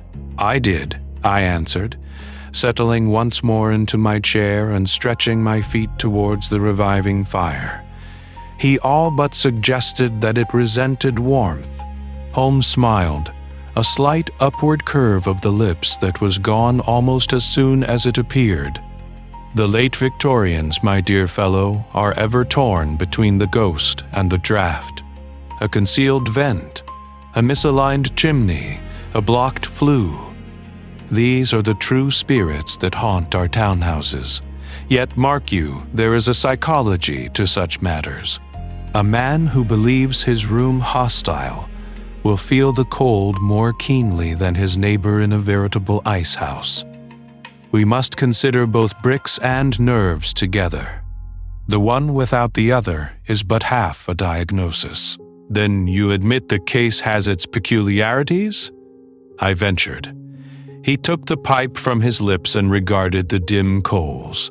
"My dear Watson, When a single chamber in a well-heated London house remains as chill as the street outside, and does so in defiance of fuel, fire, and common sense, we are dealing with some small detail, no doubt, that would escape the notice of ordinary men. The question is, and here he glanced up at me with a sudden brightness, whether that detail lies in the bricks, or in the man who shivers between them, or perhaps in both. The notion, lightly spoken as it was, sent a little shiver of anticipation through me, for I knew that in such borderlands between the material and the mental Holmes was at his most formidable. Yet the hour was drawing on, and the gentle fatigue of the day, with its soft-spoken tales to slow the day's thoughts, began to press upon my eyelids. Outside, the snow whispered against the window, a quiet, persistent hiss that blurred the lamps along the street into halos of pale gold, and within our room the shadows had grown longer and more companionable, wrapping themselves about books, chairs, and violin case alike. Holmes had sunk deeper into his armchair, the line of his profile cut in faint relief against the fire, his eyes half closed, though I knew from the slight movement of his brows that the machinery of his brain still turned. "Shall you need me to accompany you in the morning?" I asked, rising and folding my notebook which had lain forgotten upon my knee. "If you can be persuaded to leave your patients to their own devices for an hour or two," he replied, "I should value your company. A physician's eye for the human element is rarely wasted, even in a matter of chimneys and mortar." "In that case," I said with a little bow that drew from him the ghost of another smile, "you may count upon me." He inclined his head, and with that unspoken understanding which had grown between us over years of shared adventure, we allowed the conversation to ebb into a companionable silence. The only sounds were the soft ticking of the clock upon the mantel, the occasional settling sigh of the house as the night's frost tightened its grip upon brick and beam, and the gentle crackle of the fire as the new coal took hold. There came quite suddenly a faint tap from somewhere in the wall behind the bookcase, a tiny hollow sound, like the far-off knocking of a cautious visitor. I started, my hand halfway to the poker, and glanced at Holmes. His eyes had opened fully at the noise, and for an instant there was in them a spark of keen interest. Then he relaxed once more, and the spark faded. "Rats in the wainscot, Watson," he murmured, "or the ordinary shrinking and expanding of wood in such weather. Do not, I beg, discover a phantom for tomorrow's case before we have even seen the house." His gentle irony restored my composure, and I laughed softly at my own readiness to find mystery in every creak. Yet, as I bade him good night and took up my candle, I could not help wondering whether that tiny sound was entirely without significance. It was perhaps a pattern interrupting the familiar rhythm of our domestic evening, a small reminder that even at 221B Baker Street, the unexpected might tap at one's very walls. The staircase was dim and cool as I ascended, the flame of my candle bending slightly in a draught that crept down from the upper landing.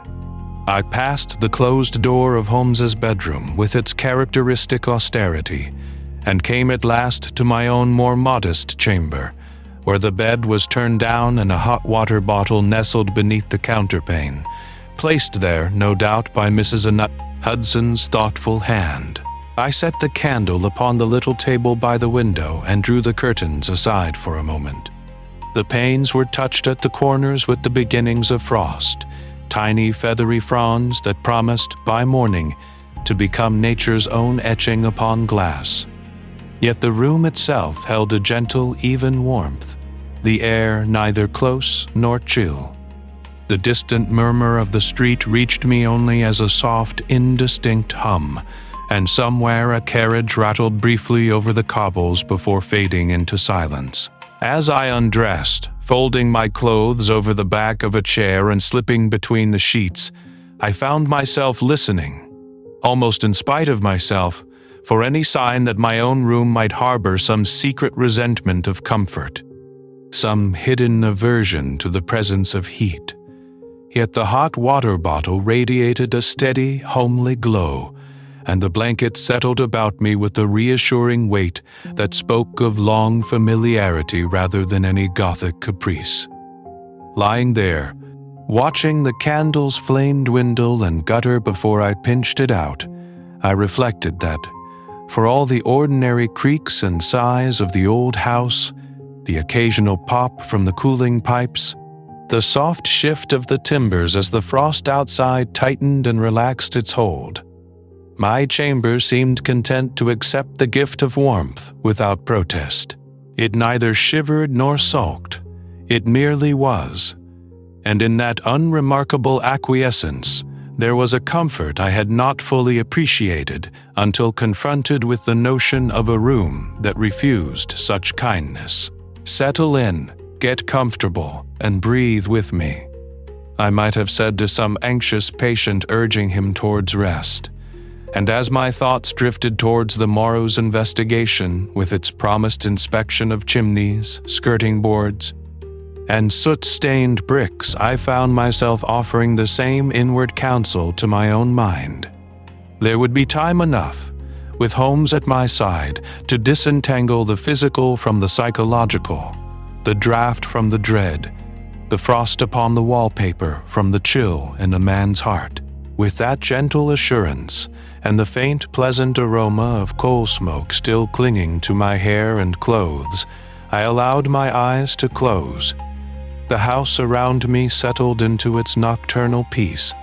The shadows deepened, and I surrendered myself to sleep, grateful that whatever strange antipathies might lurk in the frozen room we were to visit, my own four walls bore me no such ill will, but wrapped me instead in a quiet, undemanding warmth. Morning came pale and reluctant, as though London herself would gladly have drawn the coverlet of fog back over her head and slept another hour. The mist that had lain so thick in the small hours lifted only slightly, revealing streets edged with a gray, exhausted snow, pressed into ridges by countless wheels and boots, and stained here and there with coal dust until it resembled nothing so much as ash from some great invisible hearth.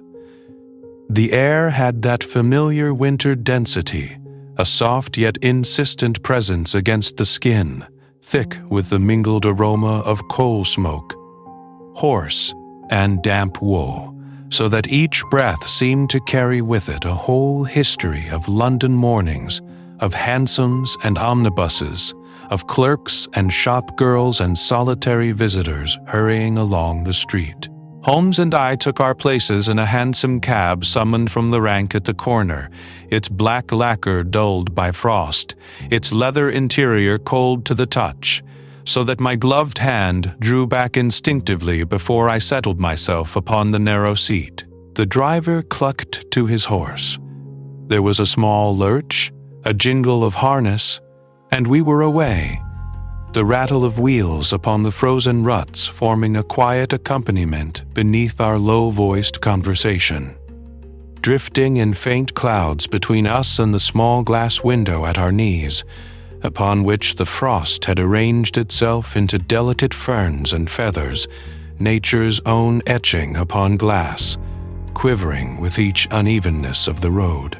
Outside, London's architecture slid past in a slow procession.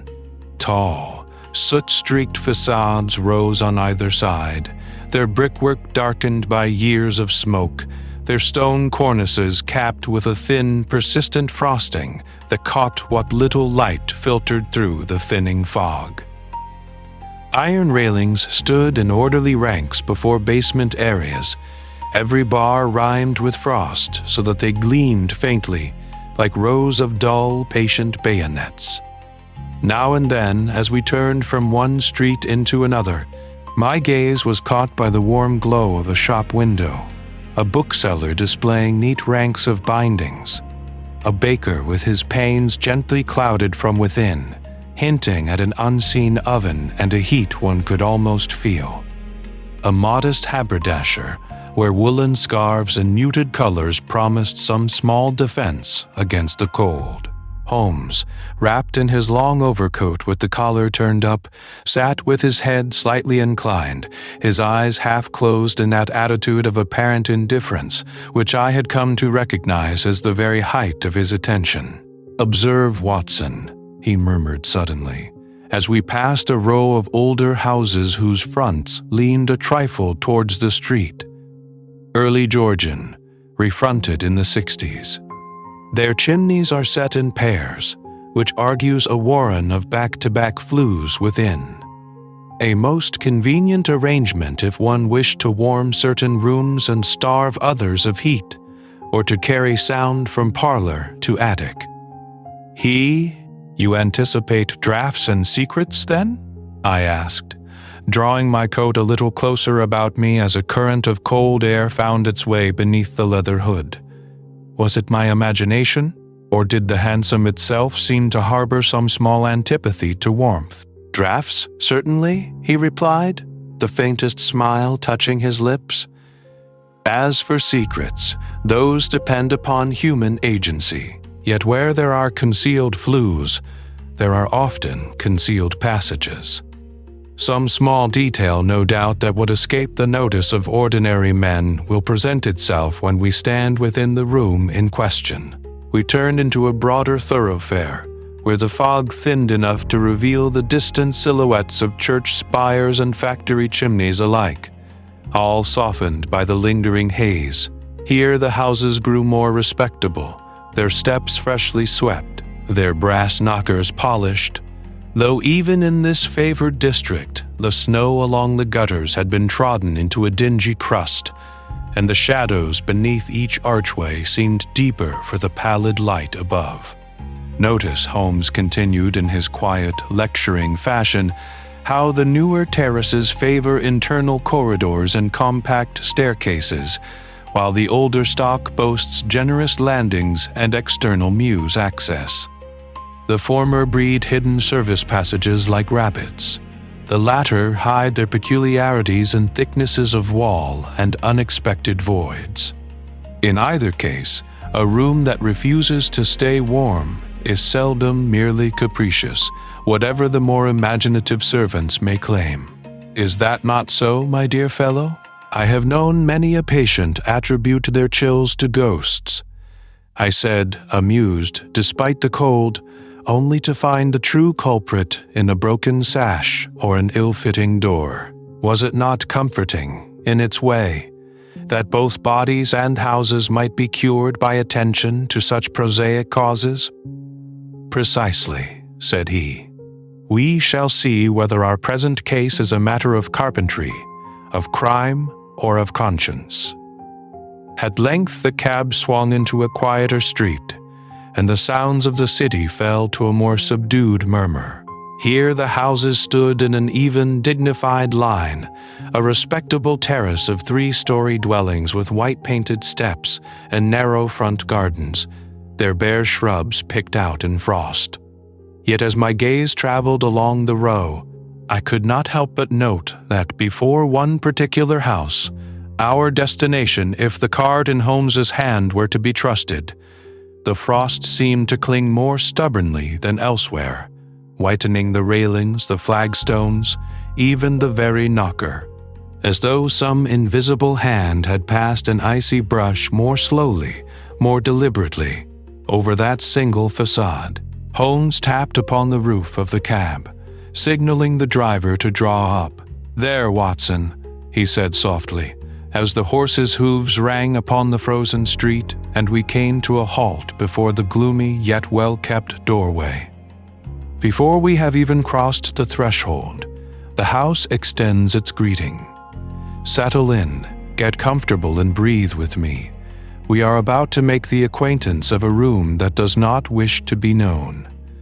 I stepped down onto the cold pavement, feeling the quiet weight of the house's shadow fall across me, and followed my friend towards the door, wondering, not without a slight tightening at the back of my neck, what soft-spoken tales to slow the day's thoughts might be written in the frost upon its inner walls. The house received us with a composure that was almost prim. Its narrow frontage rose from the pavement in a measured ascent of brick and stone, the kind of respectable London townhouse which, at a casual glance, promises nothing more sinister than drafts in winter and coal dust in spring. Yet, as we drew nearer, the quiet of the street and the pale gleam of frost upon the steps lent it an air of watchful reserve that caused me, almost in spite of myself, to settle in, get comfortable, and breathe with me as though preparing to enter a sick room. The stone steps had been swept with evident care, the marks of the broom still visible in faint arcs, yet along each edge the snow had gathered again in thin, stubborn rims of ice, as if reluctant to relinquish its hold. A polished brass knocker, shaped in the sober fashion of the day, shone upon the dark-painted door, catching what little light filtered through the winter haze and throwing it back in a soft, muted gleam. The tall windows to either side and above were tightly curtained, their glass reflecting only the pale sky and the blurred outlines of neighboring roofs, so that the house appeared less a dwelling than a face with its eyes resolutely closed against the cold. Holmes, who had mounted the first step ahead of me, did not at once reach for the knocker. Instead, he allowed his gaze to travel slowly upward along the brickwork, in that patient, unhurried fashion which I had come to recognize as the prelude to some small detail, no doubt, that would escape the notice of ordinary men. His eyes passed from sill to sill, from cornice to gutter, and thence to the chimneys that crowned the terrace in a jagged procession against the whitening sky. "You observe, Watson," he murmured, "that our client's chimney is the only one that does not smoke." I followed his gaze. To right and left, the adjoining houses sent up steady, smudged plumes of coal smoke, which flattened and drifted in the still air, adding their portion to the city's winter pall. Here, however, the pots stood bare and black, unsoftened by any such domestic exhalation. The wind, coming down the street in a long, low sigh, curled around the corner of the terrace, and rose in invisible eddies along the brick, so that one might imagine colder fingers of air lingering about the upper stories, probing at eaves and joints. Holmes stepped back a pace, his boots crunching softly upon a crust of rough-frozen slush at the pavement's edge, and indicated a section of wall between the first and second floor windows. "There," he said quietly. At first, I saw nothing but the usual London brick, stained by years of smoke and weather. Then, as my eyes adjusted, I perceived a faint discoloration, a subtle vertical paler strip, as though a door or tall opening had once stood there and been filled in, or as though some altered flue ran covertly behind that modest surface. The mortar lines wavered almost imperceptibly, forming a ghost of an outline that the frost had traced in a slightly different sheen, nature's own etching upon glass transposed onto brick. "A repair, perhaps?" I suggested. "Subsidence? Or some antiquated window bricked up against the tacks?"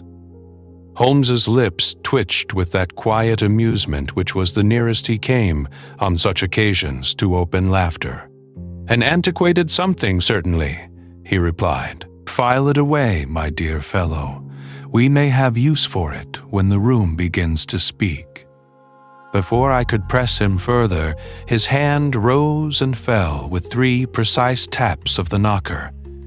The sound traveled inward with a hollow note, as though the house were larger within than its frontage implied. We waited, listening to the soft murmur of the street behind us and the distant rattle of a cab upon frozen cobbles, until at length, there came the muffled approach of footsteps along a passage and the rattle of a chain. The door opened upon a wash of welcome warmth, carrying with it the faint aroma of coal, beeswax, and something like lavender.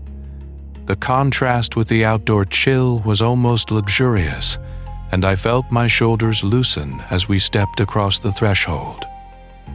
Yet even as that first pleasant wave enfolded us, a subtler sensation stole upon me, a thread of air, thin and insistent, that seemed to drift from the depths of the house colder than the street behind us, as if some inner chamber, far from the door and the fire, exhaled a quiet refusal to be warmed at all. I saw Holmes's eyes narrow, not in discomfort, but in interest, and I knew, with that little tightening at the back of the neck that precedes discovery, that the true winter of this case lay not outside, but somewhere ahead, waiting. The impression of that inner chill lingered upon me as we stepped fully into the entry hall, for the contrast between street and threshold was at once gentle and complete. The door closed behind us with a soft, decisive sound, shutting out the restless murmur of the street and the thin, needling wind, and in its place there came the quiet domestic music of a house that had long been lived in and carefully tended. The hall itself was modest, yet it possessed that air of ordered comfort which no mere expenditure can secure, but which speaks instead of daily attention. A narrow space, paneled in dark wood that had taken on a muted sheen from years of beeswax, with a runner upon the stairs whose pattern of faded reds and greens climbed upward into the half-light like some subdued strip of winter garden. The warm aroma of coal drifted from a parlor to our left, mingling with polish and old leather. Somewhere, out of sight, a kettle gave a distant hiss, as though the very walls were preparing to receive a visitor. At the far end, a grandfather clock stood sentinel, its tall case half in shadow, the pendulum's slow, unhurried swing marked by a tick so steady and so soft that it seemed less a sound than the measured breathing of the house itself. After the cutting air outside, I felt the improvement in temperature, almost as a physical caress. My fingers, which had grown stiff beneath my gloves on the walk from Baker Street, began to thaw with that faint, prickling ache so familiar to anyone who has known a London winter. I removed my hat and gloves with relief, flexing my hands as sensation returned, and allowed my gaze to travel upward along the staircase, where the light dwindled and the shadows gathered more closely about the higher landing. Was it my imagination? Or did the air above look somehow thinner, less hospitable, as though the warmth dared not climb too high? Our client, Mr. Fairchild, fussed for a moment with the buttons of his coat, then called softly over his shoulder. A maid appeared from a side door, a slight young woman with reddened hands and a cap set a trifle askew, as if donned in haste. She bobbed a curtsy, but I could not help observing that, though her manner to us was properly respectful, her eyes never once lifted to the upper reaches of the stair. Indeed, each time Mr. Dash was quicker. Fairchild's glance strayed in that direction. A quick, involuntary shiver passed through her, as if at some private recollection she dared not name.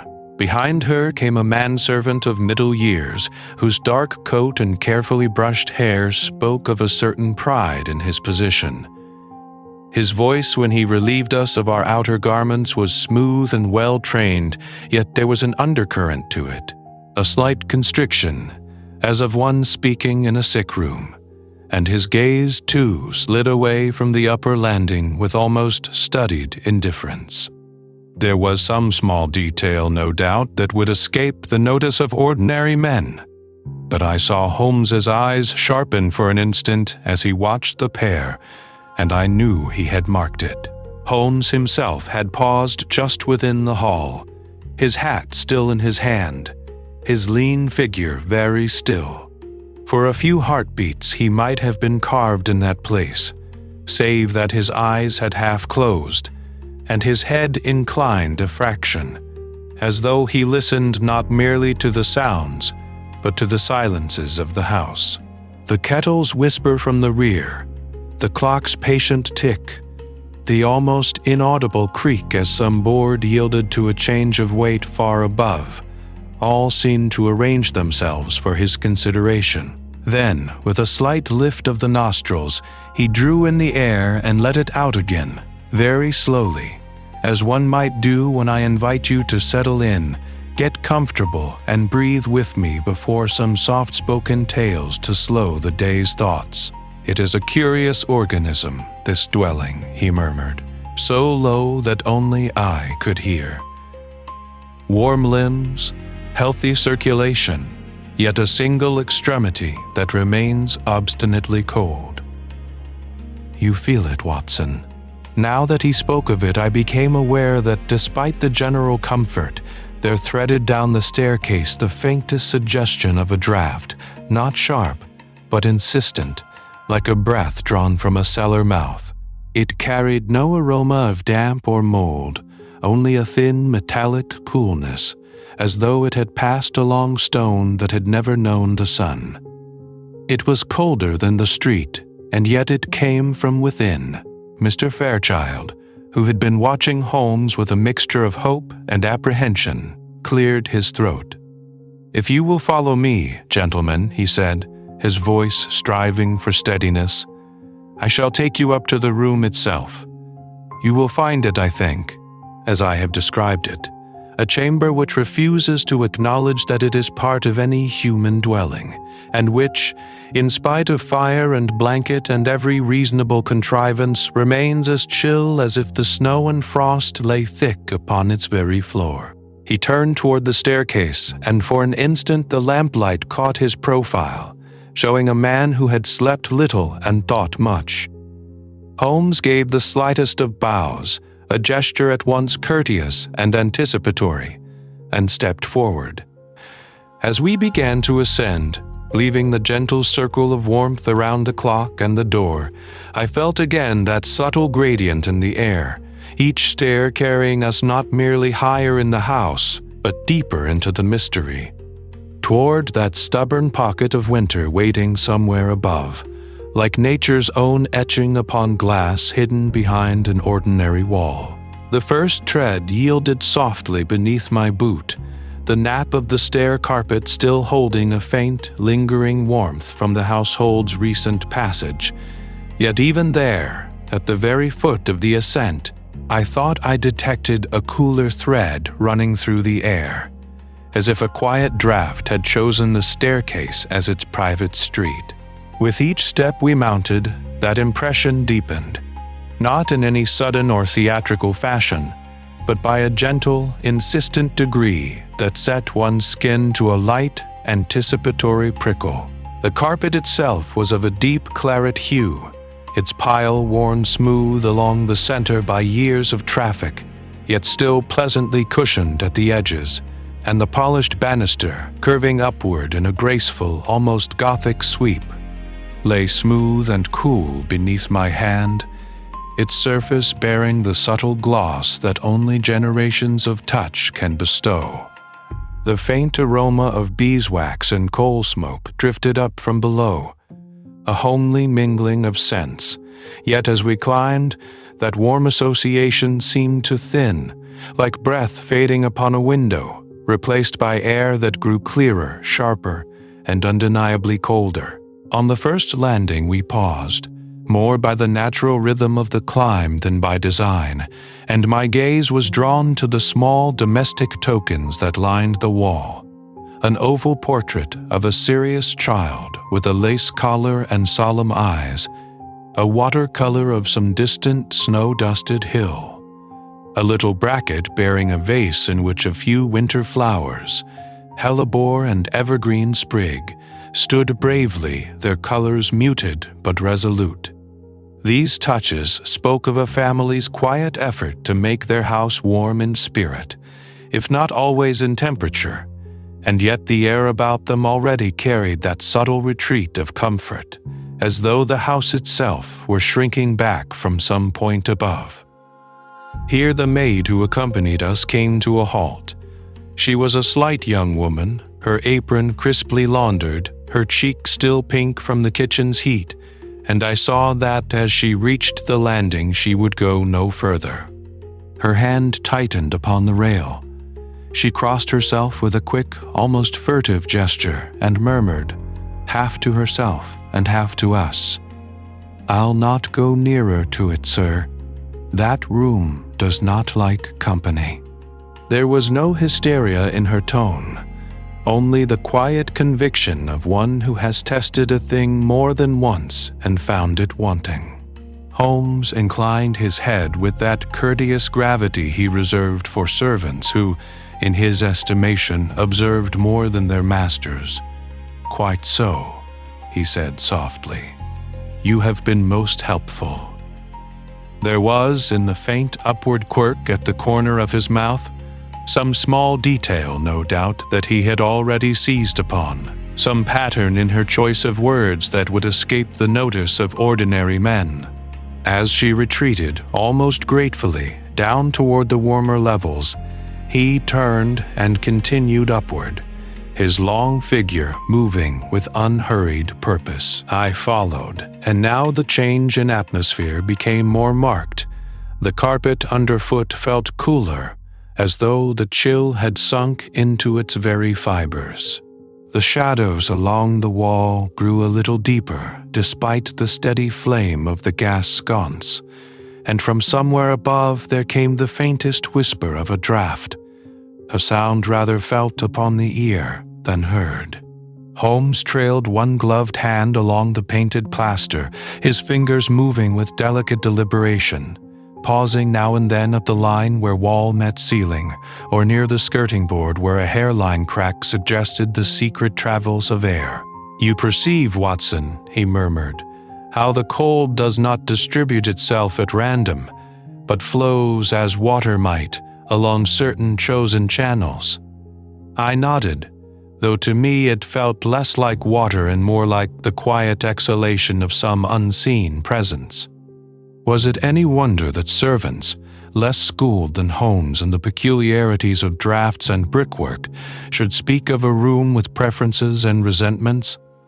We reached the upper corridor, and here the contrast was most curious. The passage itself was merely cool, like a church aisle in winter, the sort of temperate chill one might expect in any London house when the snow lay in the street outside. A runner of faded blue extended along the boards, and a narrow window at the far end admitted a pale gray light, its glass touched at the corners with the faintest suggestion of moisture, but no ice. Yet before us, at the corridor's midpoint, stood a single closed door. The wood was ordinary enough, its paint only slightly dulled by years, the brass handle polished by habitual use. It might have been any bedchamber in any respectable dwelling. Only the keyhole betrayed it. Around that small, dark aperture, the metal rim bore a delicate rime, a thin, crystalline fringe like nature's own etching upon glass, though no other surface nearby showed the least sign of frost. I felt the air draw colder as we approached, a quiet tightening of the lungs, and as Holmes extended one finger toward that impossible chill, without yet quite touching it, I realized that we stood at the very threshold of the unwilling chamber itself, and that whatever answer awaited us beyond that door would not be content to remain sleeping for long. For now, settle in, get comfortable, and breathe with me, as we pause upon that upper landing, listening to the quiet house around us, and wondering together what it is that makes a room refuse to be warm. Holmes's hand closed quietly upon the brass knob. For a heartbeat he did not turn it, but stood listening, his gaze lowered, as though even the silence beyond might betray some small detail, no doubt, that would escape the notice of ordinary men. Then the latch yielded with a soft click, and the door moved inward upon its hinges. What met us was not so much a draught as a breath, a slow exhalation of air that felt as though it had risen from a stone cellar rather than fallen from an upper chamber, cold and steady and strangely deliberate as it brushed across our faces and crept beneath my collar. The rest of the house lay in the modest comfort of a London winter evening, its chill held at bay by coal fires and thick curtains. Yet here, upon that threshold, the temperature seemed to drop by several degrees in the space of a single pace. I saw Holmes's nostrils flare, not from discomfort, but in quiet appreciation of the phenomenon. We stepped within. The room was of fair size, neither cramped nor grand, perhaps 15 feet by 12, with a ceiling a little higher than the fashion of newer terraces, and cornices that hinted at an earlier, more generous age. A bed of polished mahogany stood along the inner wall, its carved posts rising like dark sentinels at each corner, the coverlet neatly turned down as if in expectation of a visitor who had never quite arrived. Opposite it, beneath a modest mantle of veined marble, the hearth yawned wide, and in it a fire had been properly laid and coaxed to life. The coals glowed a deep, convincing red, and thin flames licked upward with a soft murmur, releasing the warm aroma of good coal and a faint suggestion of wood smoke. Yet the paradox was immediate and unmistakable. The air that wrapped itself about my hands and face was so piercingly cold that my fingers began to ache within moments, and when I let out a slow breath, it smoked visibly before me, as though I stood in some frost-bitten street rather than in a chamber with a cheerful blaze. The carpet underfoot was thick enough, the wallpaper a pattern of climbing roses and pale trellis work that clearly aimed at comfort and domestic charm. And there were gentle touches, a cushioned chair beside the window, a small bookcase, a porcelain lamp upon the bedside table that spoke of an intention to create a warm refuge against the season. But the room refused the intention. The cold lay upon it like a thin sheet of ice. Drawn by habit to the source of light, I moved to the single large window that overlooked the quiet rear of the house. The panes were veiled from within by frost. Not the vague clouding of common condensation, but delicate fronds and spirals that had arranged themselves with uncanny precision along the lower right corner, nature's own etching upon glass, as if some invisible hand had traced fern and feather and branching river in a secret language. I found myself wondering, quite against reason, whether the pattern were random at all, or whether it pointed, like a frozen finger, to something concealed just beyond. Behind me, Holmes did not at once join me at the window. Instead, he came to a halt in the exact center of the chamber and stood very still, his long arms loose at his sides, his head slightly inclined. His eyes traveled slowly from ceiling to floor, from cornice to skirting board, lingering upon shadowed corners, upon the join of wall and floor, upon the quiet mouth of the hearth where the flames burned in evident defiance of the air about them. It was as though he listened, not with his ears alone, but with the whole of his keen, spare frame, to the manner in which the cold settled upon surfaces and pooled in angles, to the way the warmth from the grate rose and then faltered, diverted, perhaps, by some unseen channel. I watched him with that mixture of affection and curiosity, which long habit had made almost as comforting as any fire. To another man, this would have been merely an uncomfortable bedroom, the sort which prompts a complaint to the landlord or a request for extra blankets. To Holmes, it was already a problem in 3 dimensions, a quiet puzzle of brick and plaster, of hidden flues and treacherous drafts. Outside, the last light of day faded from the sky, and the frost upon the window deepened its hold, while within the flames crackled, soft-spoken tales to slow the day's thoughts, and the room itself seemed to draw a slow, unwilling breath. "Remarkable," he said at last, his voice scarcely above a murmur. "This chamber does not merely fail to be warm, Watson. It resists it. The question is, why?" His words hung in the frosty air between us, and I felt quite distinctly that our true investigation had only just begun. I found, as Holmes's question faded into the quiet, that my own training stirred almost of its own accord, and I began to regard the chamber not as a mere apartment, but as I should a patient laid out upon a hospital cot, presenting some obscure and stubborn malady that refused to yield to ordinary remedies.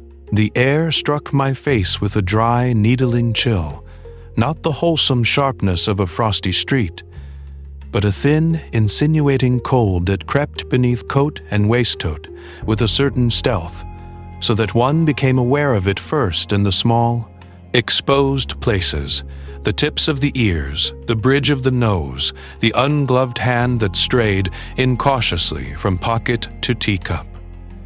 My breath emerged in a soft cloud before me, a faint ghost of vapor that lingered longer than it ought, and I noticed, with a physician's instinct, that I drew each inhalation a little more deeply than was my habit, as though seeking to satisfy the lungs in an atmosphere that gave less than it promised. In my time at the military hospitals, I had paced drafty corridors where snow pressed in quiet drifts against the windows, and had stood night watch in wards where the coal supply ran low and the fire sank to a red eye in the grate. Yet even there the cold had been of a kind I understood, obedient to blankets and hot bricks and the simple closing of a door. Here the temperature possessed a different character, more akin to those bleak outbuildings on campaign where wounded men were brought in from exposure, their fingers pale, their speech thickening, the body's heat seeping away into indifferent stone. This, I thought, was perilously low for a room intended for nightly occupation. I slipped off one glove and laid my bare hand upon the nearest wall. The plaster was not merely cool. It seemed to drink the warmth from my skin with a slow, greedy patience, so that within moments my fingers tingled, then numbed, as if I had pressed them against a block of winter ice. Moving a pace or two along, I repeated the experiment, and found, to my surprise, that certain sections were markedly more bitter to the touch, as though some hidden vein of frost ran behind the faded paper, invisible yet active. Holmes's gaze followed my progress with quiet interest, though he said nothing. A small tray had been brought up for us, and upon it a pot of tea whose warm aroma offered, at first, a modest reassurance. I poured a cup and set it upon a little table by the window, where nature's own etching upon glass traced delicate ferns of frost in the corners of the pane. We spoke for no more than a minute or two, yet when I raised the cup again, the liquid had already cooled to that tepid, unlovely state midway between comfort and chill. In a well-kept London drawing room, even on a severe night, such rapid loss of heat would be remarkable. In this allegedly habitable bedchamber, it was nothing short of alarming. As the minutes lengthened, I became aware of a faint tightness across the chest, not pain, but a constriction, as though the muscles worked a little harder with each breath, and a mild, persistent dizziness that suggested the body's quiet protest at conditions unsuited to prolonged repose. For a younger man in robust health, the effect would be merely fatiguing. For an elderly or infirm occupant, especially one confined by illness, it might, I reflected, prove decidedly hazardous. How many such rooms in London, I wondered, lay unsuspected behind respectable facades, their unseen climate slowly undermining the strength of those who trusted them. "Holmes," I murmured at last, half to him and half to myself. If this room were a patient brought to my surgery, presenting with such a stubborn drain upon its vital warmth, I should suspect some hidden lesion, some internal bleeding, some secret process by which its very heat was being drawn away. There is a source, and a sink, and a path between them. The body does not surrender its comfort without cause. Holmes's eyes brightened at this, and he turned very slowly toward the shadowed corner by the skirting board, where a faint, unnatural rhyme was beginning to form, as delicate and deliberate as writing. "Then, my dear Watson," he said softly, "shall we attempt to locate the wound?" Holmes did not at once spring toward the corner, as a less disciplined mind might have done. Instead, he moved with that quiet, almost feline deliberation which I had come to associate with his most concentrated moods, crossing first to the nearest window where the night pressed close, and the faint hiss of snow against glass made a soft accompaniment to our breath. He knelt there, long figure folding with unexpected grace, and drew on his gloves with a little tug at each finger, as though preparing to handle some fragile specimen. Then, very gently, he passed one gloved fingertip along the inner pane, tracing the frost where it had crept in delicate fronds and feathers, nature's own etching upon glass, each crystal fern catching the candlelight in minute, sparkling points. "Observe, Watson," he murmured, his gaze intent, "how our invisible visitor writes his name." I bent beside him, feeling the cold radiate from the window in a steady, almost living tide. The frost lay thickest in a ragged crescent along the lower right, where the pane met the sash, yet, to my surprise, a narrow vertical lane remained curiously clear, as though some unseen finger had already passed there before his, leaving only a faint blur of moisture. Above, near the lintel, the glass was almost free of rime, while at the very corner a tiny starburst of ice had formed more intricate than any snowflake that might fall in the street outside. Holmes shifted his attention to the frame itself, leaning so close that the tip of his nose nearly brushed the painted wood. He ran his finger along the sill, then lifted it for my inspection.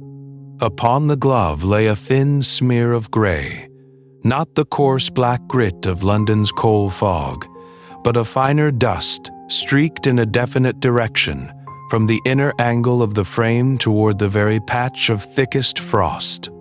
Some small detail, no doubt, that would escape the notice of ordinary men, he said, with a hint of amusement.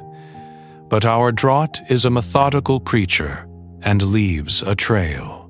From the window he moved unhurriedly to the fireplace, where the coal glowed a respectable red, though the room remained stubbornly chill. The warm aroma of burning fuel rose in a gentle column, yet the soot within the grate told a more complex story. Holmes took up the poker and, without disturbing the fire, pointed to a curious scalloping of black along the back bricks, as though the smoke had been, on certain nights, drawn sharply forward and then thrust back, reversing its natural ascent. "You see, Watson, how the shadows of flame have been blown sideways?" he asked. "On more than one occasion, this chimney has breathed inward rather than out." "Ah." He peered up into the flue, where the darkness seemed almost tangible, then turned to survey the walls. On the plaster to the left of the hearth, a faint film of condensation had gathered, beading in tiny droplets that caught the light like a misted mirror, while the opposite wall remained dry and dull. Near the skirting board in the shadowed corner, that same unnatural rime we had first noticed now glimmered more distinctly, a pale crescent of frost that appeared to grow not from the window, but from some secret vein within the brickwork itself. A single candle burned upon the writing table, its flame bending not toward the window as one might expect, but steadily, persistently, toward that frost-touched corner. The air upon my cheek felt subtly in motion, a gentle but continuous pull, as though the room itself were exhaling through an invisible wound. "Settle in, get comfortable, and breathe with me, Watson," Holmes said softly, half in jest, cupping his hands about the candle to test the current. "Do you feel how it steals the warmth from your skin?" I nodded, for indeed the sensation was uncanny. The rest of the house, as our client had assured us, lay snug and well heated, yet here the cold seemed almost to think, to choose its path with intention. Was it any wonder the household whispered of a haunting? The notion flickered across my mind, only to be dispelled at once by the calm precision of Holmes's movements.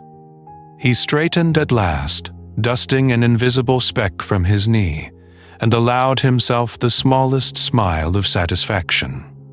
"No, Watson," he said quietly, his eyes returning to that frost-rimmed corner. "This chamber is not merely cold. It is being systematically, ingeniously robbed of its warmth by an unseen thief in the brickwork.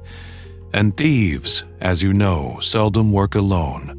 As he spoke, a faint sound, half sigh and half creak, seemed to stir within the wall itself, as though some hidden passage or hollow space had shifted in reply, inviting, or perhaps warning, our further investigation. For a moment we were all very still, listening to that half-imagined stir within the masonry, as though the house itself had drawn a slow breath and was deciding whether to speak again. The fire crackled and spat in the grate, yet its glow felt strangely remote, a warm island in a sea of quiet frost that clung to the window panes like nature's own etching upon glass. Holmes turned his gaze from the wall to our anxious client, and then, with a slight inclination of the head to the maid who hovered near the door, her hands folded so tightly in her apron that the knuckles showed white. "Miss Carter," he said, in that soft, even tone which so often coaxed the most reluctant of witnesses, "you informed Mr. Watson that you have heard whispering in this room. Be so good as to indicate the exact spot." The girl started, glanced towards her master as though seeking permission, and then crossed the carpet with the hesitant steps of one approaching a sickbed rather than a strip of innocent paneling. Outside, the muffled rumble of some distant carriage along the street reached us through the snow-laden air, subdued and softened, like the memory of a sound. She paused near the far corner where the skirting board turned in a neat right angle, and laid two trembling fingers upon a patch of faded paper just above the molding. "It is here, sir," she whispered, her voice scarcely rising above the gentle hiss of the fire. "Most often when the house is quietest, after the lamps are put out and only the kitchen range is burning. It begins with a sort of sigh, like wind under a door, and then it is as if two persons were talking together in the next room, only with the words all blurred. I never catch what they say, but the sound runs along the wall, and the cold comes with it, creeping up from the boards. More than once I have seen my own breath, sir, in summer." Holmes regarded her with grave attention. "At what hour, commonly?" "Towards midnight, sir." "Or a little after, when the streets are quiet and the fire is low." He nodded, as though some small detail, no doubt, that would escape the notice of ordinary men had slipped neatly into its place, and then, without further comment, he went down upon one knee and pressed his ear lightly against the indicated panel. His long fingers rested upon the skirting, the tips barely touching, as if he listened with his hands as well as with his keen, ascetic features. We waited. The room seemed to contract about us, drawing in its shadows until there was nothing but the orange eye of the hearth, the pale rectangle of the window, and the rigid line of Holmes's back. Time lengthened. One could perhaps settle in, get comfortable, and breathe with me in such a pause, were it not for that peculiar needling chill that made the skin of one's neck aware of every stray current of air. Then, from somewhere deep within the house, a door closed with a dull, padded thud. To my astonishment, the sound did not come to us in the ordinary fashion, through the open air of the passage, but seemed instead to travel along the very wall against which Holmes leaned, swelling for an instant at the point beneath his ear before fading away towards the chimney breast, like a whisper passed from brick to brick. A moment later, the faint roll of carriage wheels, far out in the frosted street, thrummed through that same strip of paneling with a queer humming resonance, as though the wall were hollow or threaded with some hidden conduit. Holmes's eyes flickered. I saw the minute tightening at the corners of his mouth, which signaled the birth of a theory. "Thank you, Miss Carter," he said at last, rising and dusting one knee with a fastidious hand. "You have been of the greatest assistance. I may assure you that your room is not haunted, at least not by anything that cannot be put to flight with brick and mortar." The girl managed a doubtful curtsy, half relieved and half unconvinced, and slipped from the room with the quiet, practiced tread of the servant class, leaving us once more alone with the firelight and the frost. I could not forbear a low remark on his confidence, to which he responded only with a thin smile and a tap upon the wall, as one might upon the shell of some slumbering creature. "This house carries its secrets in the bones, Watson," he murmured, his gaze traveling thoughtfully along the line of the skirting towards the dark corner by the window. "The question is, not what speaks here, but who first contrived to make the walls themselves listen."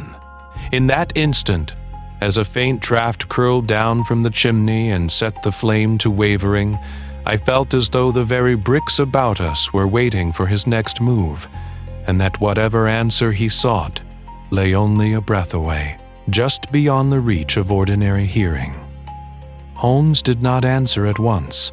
Instead, he moved with that peculiar, unhurried purpose of his to the center of the room, where the thin carpet still held a trace of warmth from our boots, and stood quite still, his gaze traveling from wall to wall, as though he measured not only brick and plaster, but the very reluctance of the air to be comforted.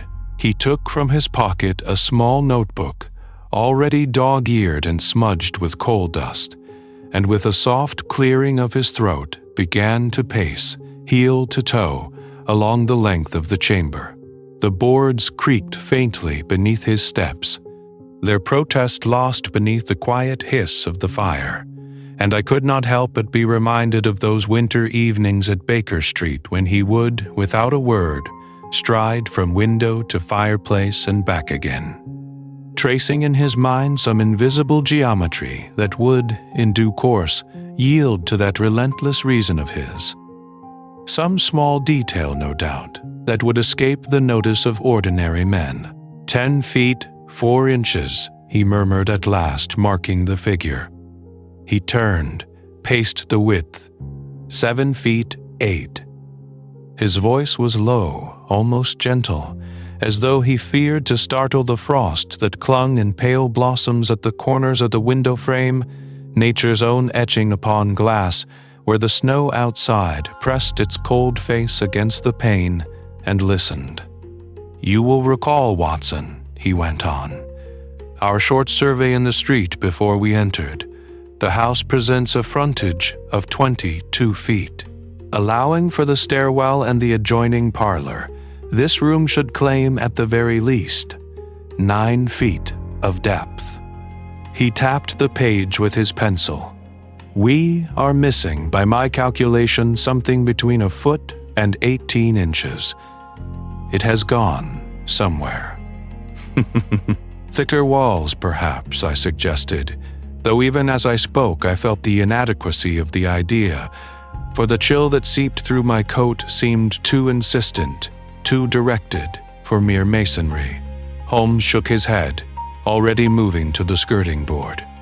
In London, my dear fellow, walls rarely grow fat without a purpose. Settle in, get comfortable, and breathe with me a moment. Let us listen to what they conceal. He knelt, placing his ear first to the painted wood, then to the discolored plaster above. With the back of his knuckles he began to tap, advancing inch by inch along the perimeter. The sound at first was dull and honest, the solid report of lath and brick. Then, quite suddenly, the note changed, becoming softer, more hollow, like the muted thud of a cane upon a boarded stair.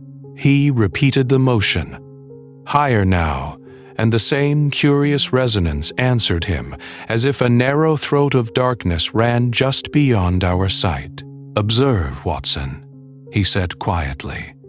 "Here, the wall lies. There, only a skin. Between them, an interval, a shaft, a cavity.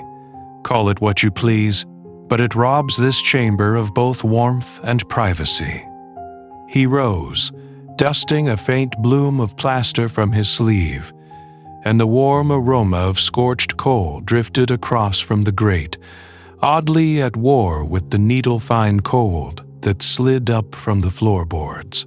"Such spaces," he continued, "are not unknown in these older houses. A conscientious architect may contrive them for ventilation, to draw the foul air of the kitchen, or the damp breath of the cellar, upwards and out.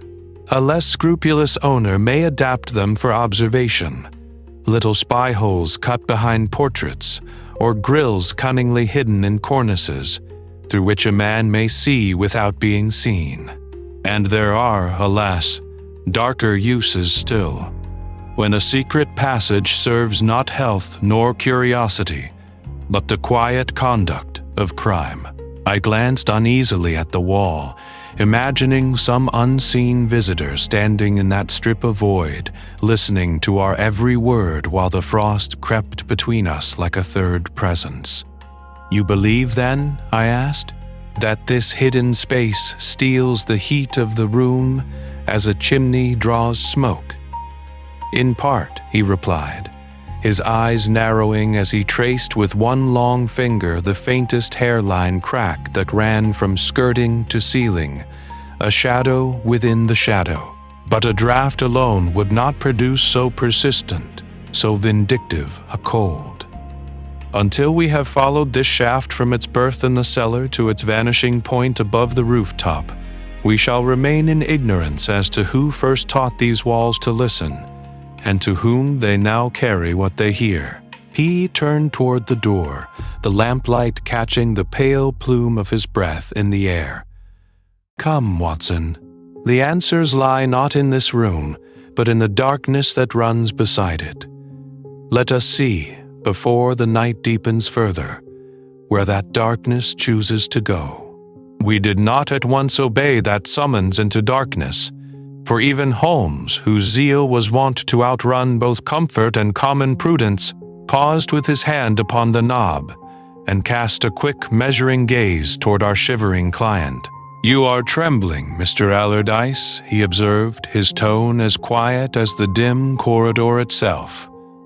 "We shall be the better investigators for not having our teeth chatter like ill-tuned castanets. Let us withdraw for a brief interval to your study below. A warmer room, a clearer head, and perhaps a cup of tea will serve us more faithfully than this inhospitable landing."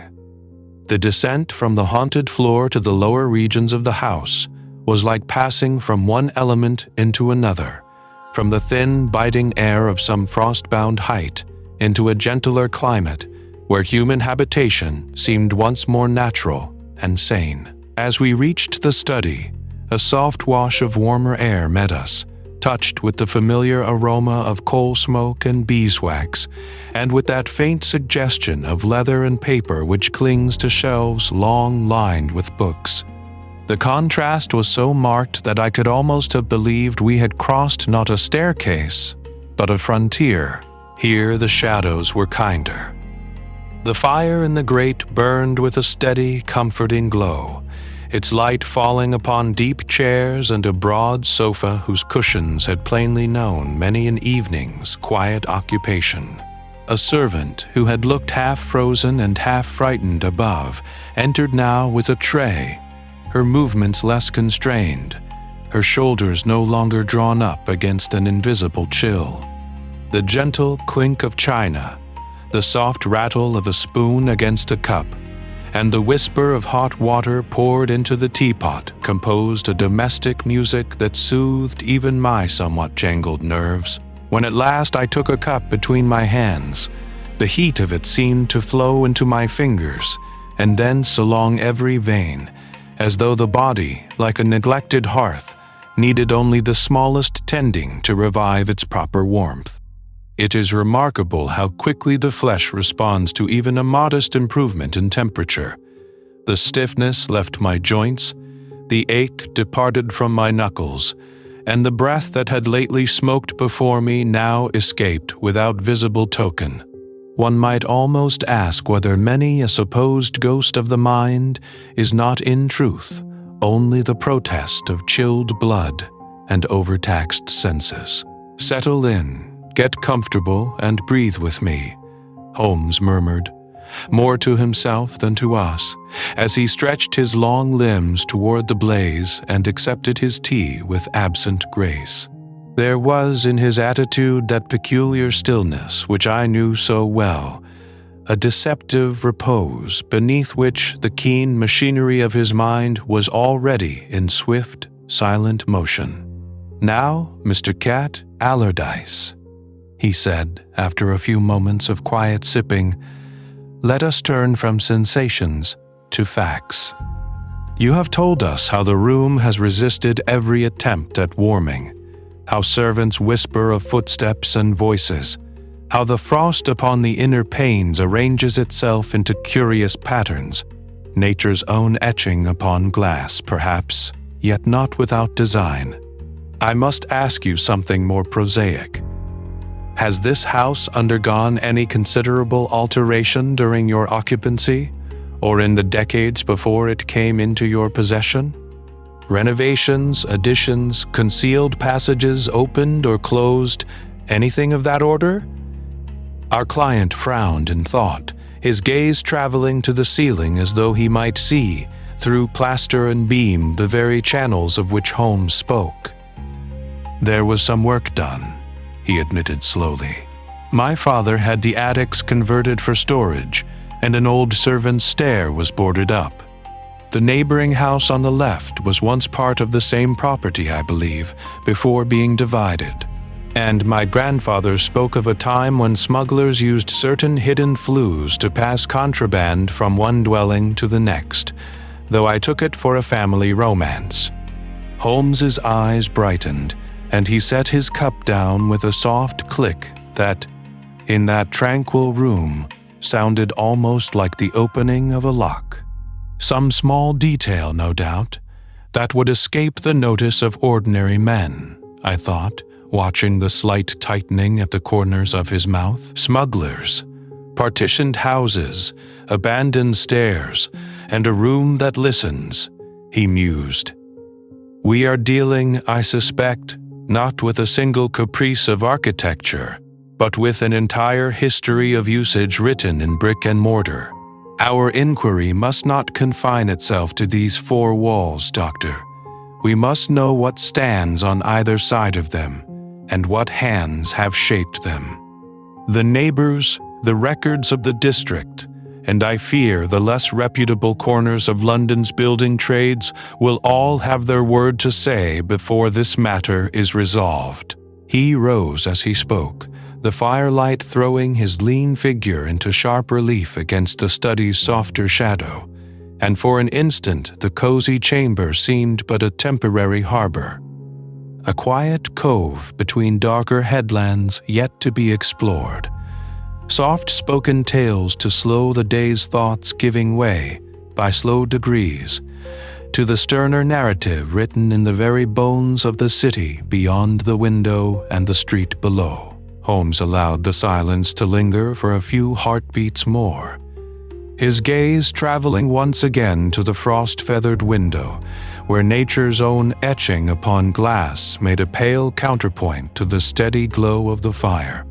And then, with that soft abruptness which was so characteristic of him, he turned back to our client. "You have told us how the room behaves," he said quietly. "Now tell us how the house has lived. Begin, if you please, with its previous masters." Mr. Frog. Elmridge, who had been warming his hands in a somewhat futile fashion over the coals, started as though roused from a doze, then settled back into his chair, the warm aroma of singeing coal and damp wool rising gently between us as he collected his thoughts. Outside, the street lay muffled beneath its winter veil. Inside, we waited upon the history of bricks and mortar. "I am but the third owner since my childhood," he began, speaking slowly, as if feeling his way along a dim corridor of memory. "In my boyhood, the house belonged to a retired barrister, a reclusive bachelor of severe habits.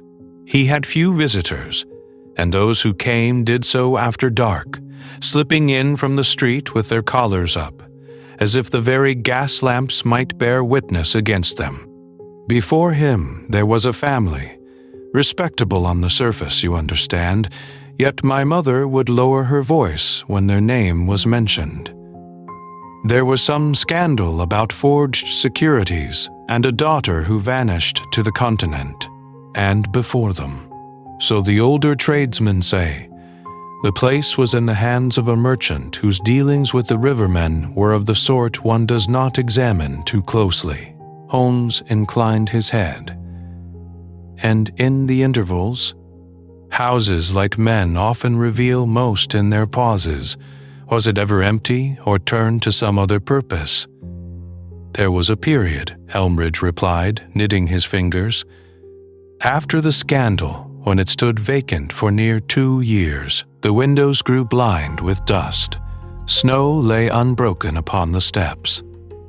Later, during the barrister's time, the lower floor was let as offices to a firm engaged in Baltic shipping. They had workmen in, I remember, to run some additional flues and to strengthen the cellars for storage. The neighbors complained of hammering at odd hours. I could not help reflecting, as I listened, how often London's most decorous facades conceal such tangled histories. Each quiet door upon each quiet street a palimpsest of lives and secrets, of partitions moved and passages closed, of structural improvisations contrived to suit some fleeting human purpose and then forgotten. How many rooms, I wondered, had been left with a lingering draught of guilt in their walls?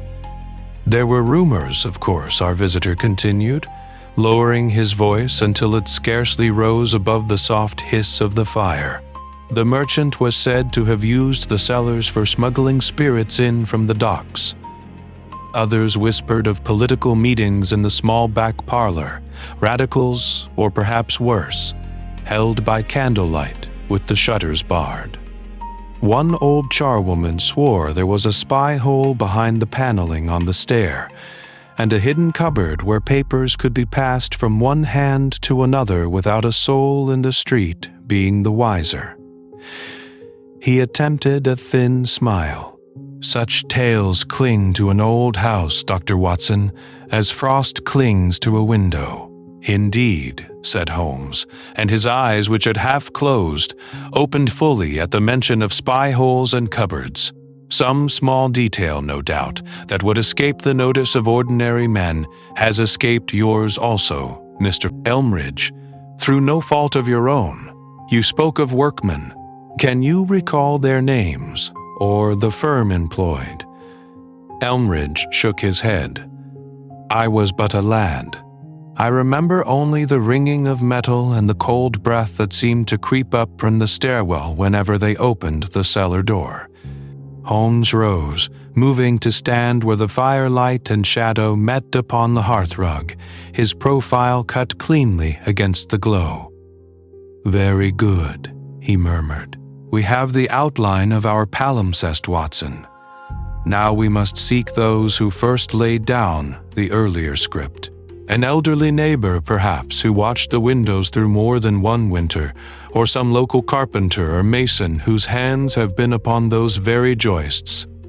Settle in, get comfortable, and breathe with me, my dear fellow, for our next step lies not in conjecture, but in the quiet memories of those who saw this house in other incarnations, and who may recall when and why a wall was thickened, a passage narrowed, or a room, this room that refuses to be warm, was altered to serve a purpose no honest builder would confess." As he spoke, a gust of wind pressed against the panes. The flame in the grate bowed low, and for a moment I could almost fancy that the house itself listened, uneasy, to stories it would rather not tell. Holmes did not allow the uneasy silence to linger. Within the hour we were once more upon the street. Our collars turned up against the quiet sting of the winter air, the house with its reluctant hearth receding behind us while the lamps along the road burned with a faint halo in the coal-laden fog. Our destination lay but a few doors away, where Holmes had observed, from the client's window, an elderly figure who seemed as rooted to the street as the very paving stones, and whose gaze had rested more than once upon the altered roofline. The neighbor's house, when we were admitted, proved a snug contrast to the chill we had left. A narrow parlor, low-ceilinged and close, with a soft red glow upon the walls from a well-banked fire and the mingled aroma of strong tea, pipe tobacco, and the ever-present dust of old brick and coal. "Mr. Phelps," Holmes murmured, inclining his head with that grave courtesy he could so readily assume, "we are told you have lived in this terrace since before the snow of '79?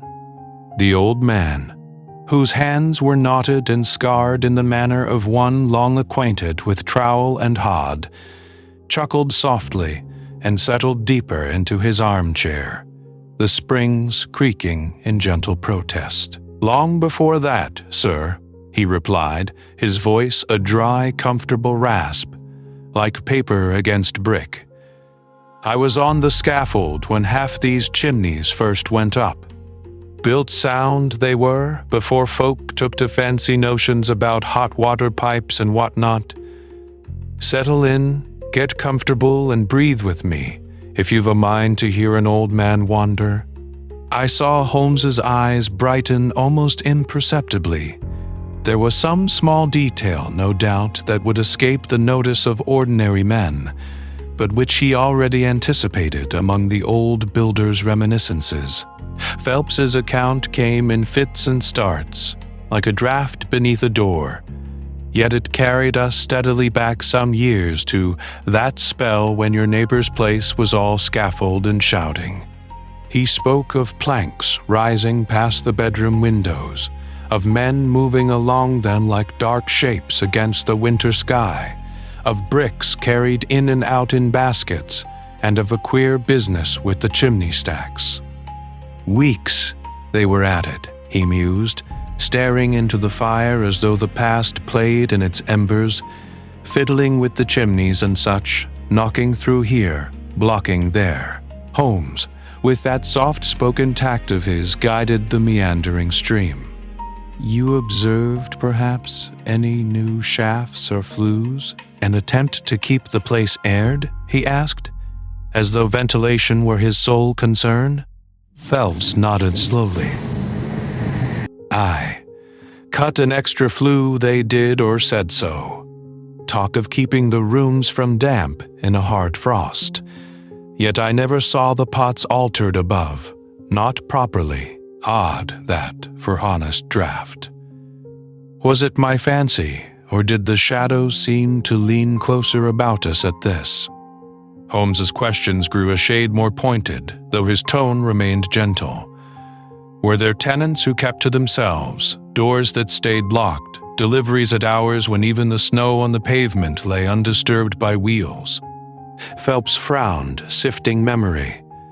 There was a gentleman then, kept strange hours, and crates, once or twice after dark. Funny timber for mere repairs. Han, he paused, then added, almost as an afterthought, and those workmen weren't our usual lads. Brought in by Jabez Corner, he was the contractor folk crossed the street to avoid. Never yet knew corner on a job where there wasn't more than brickwork afoot. Holmes's gaze sharpened at the name, and in the firelight I saw a quiet decision form upon his features, like nature's own etching upon glass when the frost chooses its pattern. What history lay behind that dubious contractor, and how it touched our stubbornly frozen room, I was not to learn until later that night, when a very different kind of visitor came tapping at the darkened window. We stepped out once more into the winter street, the door closing behind us with a soft thud that seemed to seal in the house's troubled warmth and leave the true cold for us alone. Snow drifted in slow, unhurried veils beneath the gas lamps, and the frost along the paving stones gleamed like nature's own etching upon glass laid flat beneath our feet. For a time we walked in quiet, our breath mingling with the faint coal haze that hung over London, until at last I ventured a question that had been pressing upon me since we quitted the neighbor's parlor. You appeared singularly satisfied, Holmes, with that good woman's recollections. Yet I confess I do not see how a dubious contractor and a patch of damp brick can conspire to chill a room so obstinately. Is it mere bad building? Holmes's gaze moved from the rutted street to the dark line of the house fronts ahead, their windows dimly aglow, their roofs traced with snow. Not bad building, Watson, he replied, but very intentional building. You will remember the line of frost upon the inner wall, the one that persisted, though the fire had been urged to a heroic blaze. I recall it only too well, I said, drawing my coat closer at the memory. It was as though the wall itself exhaled winter. Precisely. That, taken with our neighbor's account of hurried alterations, missing servants' doors, and that trifling discrepancy in the chimney stack, forms a pattern. Some small detail, no doubt, that would escape the notice of ordinary men, but which our contractor and his employer relied upon. The brickwork in that corner is not merely defective, it has been rearranged to conceal a shaft. A shaft, I repeated. You think then of some forgotten flue. Forgotten by the present owner, perhaps, Holmes answered, his tone as quiet and even as the snow that fell about us, but remembered very clearly by the man who ordered it. Consider the evidence. The cold is not intermittent, like a chance draught that creeps beneath a door. It is strong, steady, and persistent, as though the room were coupled to a great reservoir of chill. That is the behavior of a chimney's draw, not of a mere crack in the plaster. I pictured, with a slight shiver, some black throat of brick plunging away behind the papered wall, drinking in the warm air as fast as the fire could give it. You suppose it leads to the open air? I asked. Or to that neglected yard we glimpsed from the back window? Possibly, said Holmes. But the neighbor let fall a more suggestive hint. Do you not recall her mention of the old cellars, bricked up when the new drains were laid, and of the workmen's complaints that the foundations ran further than the plans declared? There, Watson, lies our second clue. A shaft that robs one room of its comfort may well bestow that same movement of air upon another, unseen chamber. He walked on a few paces, his long figure a darker shadow against the pale mist, before continuing in that soft, musing fashion I had come to recognize as the herald of approaching clarity. If a man desired a place within a respectable London house, where sound and warmth should both be swiftly carried away, where the aroma of a candle, the faintest whisper, even the exhalation of a frightened breath should be thinned and lost, what better device than a concealed conduit marrying room and cellar? The same passage that bears off heat might equally bear down voices, or the rustle of contraband, or, under cover of night, the movements of a person who has no wish to be observed. You imagine, then, a traffic through the very bones of the house, I said, half in wonder, half in unease. Yet why choose the guest room for such a scheme? And why leave the arrangement in operation when its original purpose has, presumably, long since ceased? Holmes's lips curved, not quite into a smile. Those, my dear fellow, are precisely the questions that must not be answered in the open air, with the snow for our only confidant. Settle in, get comfortable, and breathe with me. For the true character of this dwelling will not be read upon its upper floors, where carpets and wallpaper strive to present a cheerful face, but in the regions below, where the brick remembers what men would have it forget. We had reached the corner from which our client's house was visible, its upper windows glowing faintly against the encroaching dusk, while the lower ones showed only a dull reflection of the street lamps. A quiet dread, oddly mingled with curiosity, stirred within me as I regarded those dark panes. Holmes drew in the cold air, testing it as though it were some delicate vintage. "Our next phase, Watson," he said gently, "lies not upward among the chimneys, but downward into the cellars and foundations, where London's secrets most often lie, and where, I suspect, this room's unnatural winter has its true and very human source. There, beneath the frost and shadow, we may discover whether we are dealing with superstition or with design."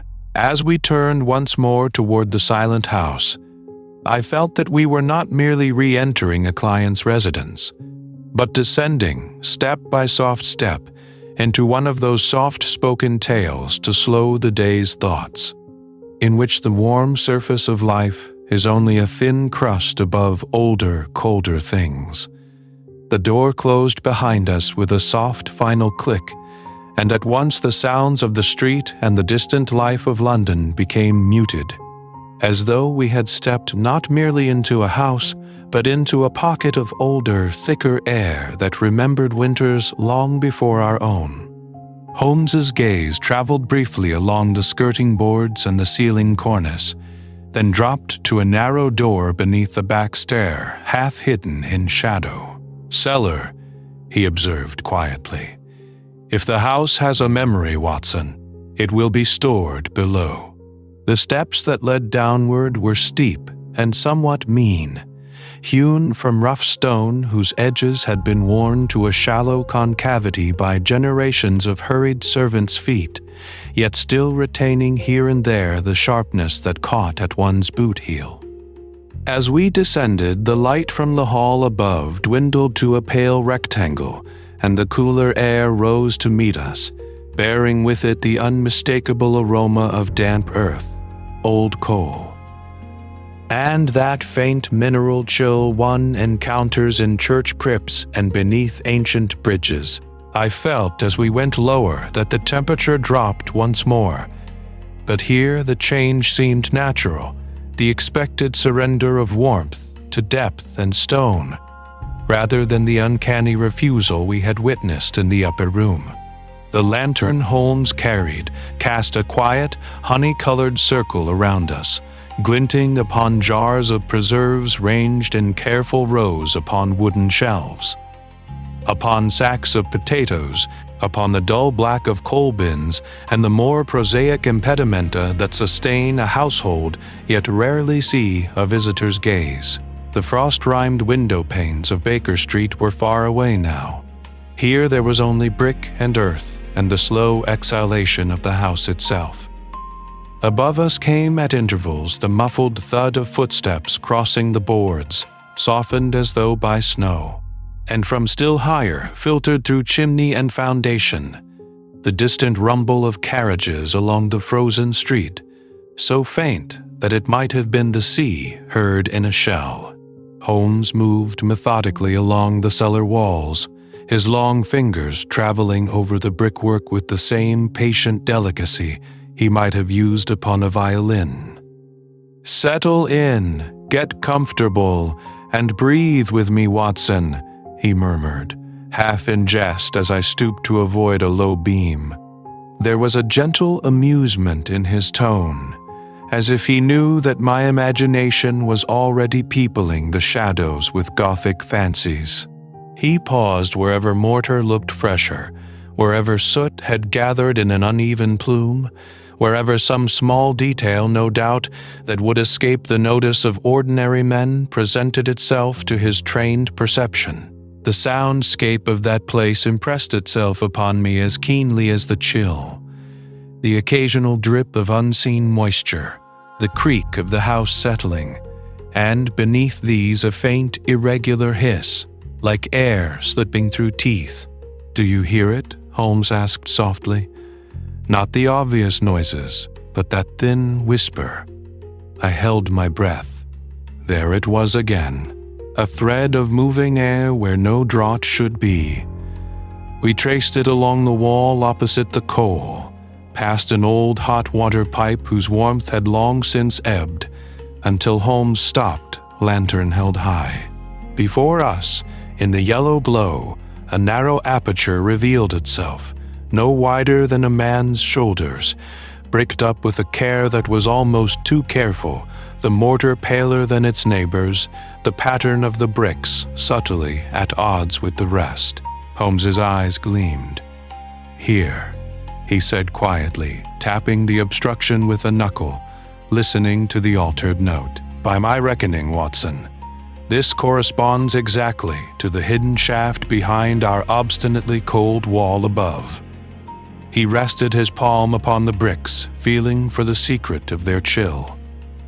The house remembers more than its owner suspects.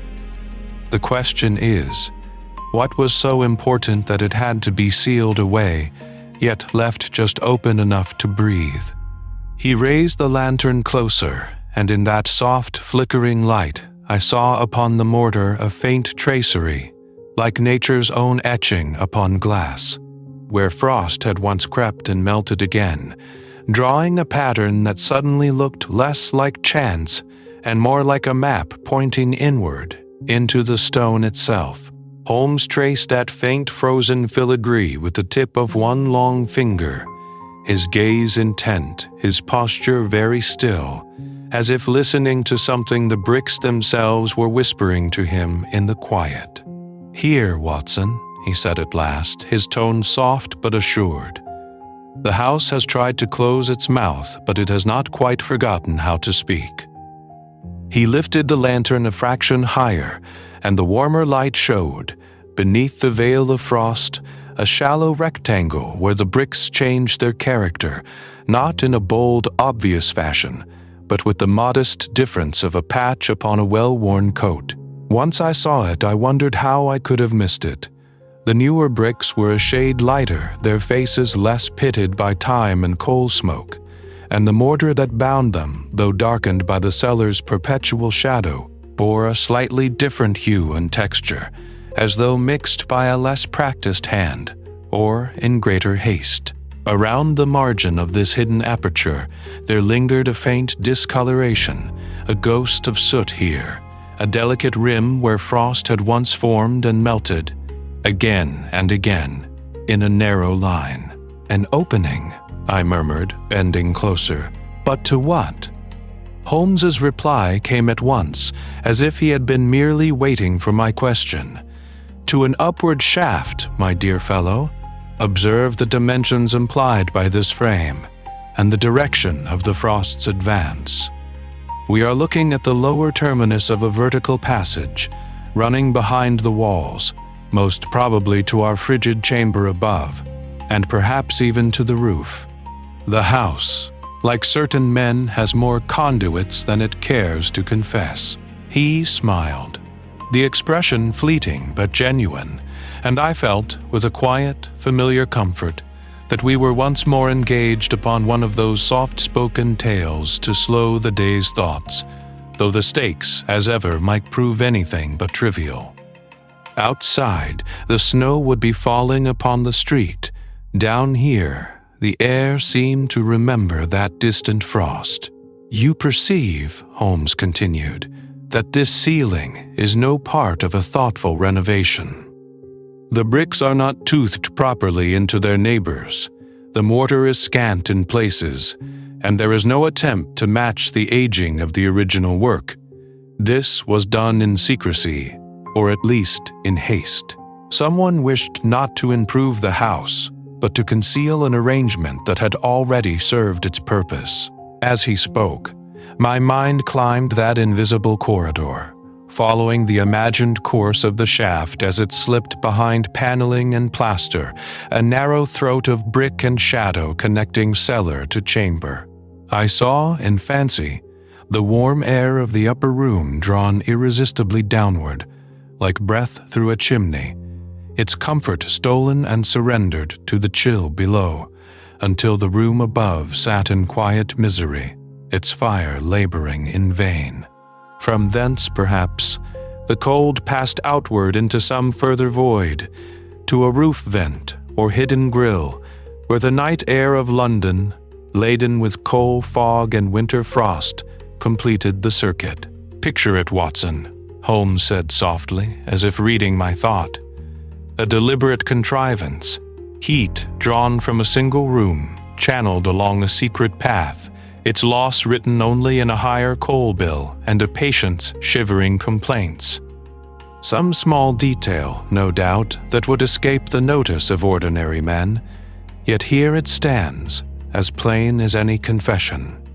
I looked again at the bricked-up mouth, at the faint soot, the frost's remembered outline, and felt a gentle unease settle upon me. "But to what end?" I asked. "Why rob that room of its warmth at all?" Holmes lowered the lantern, letting the shadows creep back over the altered bricks, as though drawing a curtain at the close of an act. "The physical arrangement is now clear," he said. "We have the throat, the lungs, and the lost breath of the house.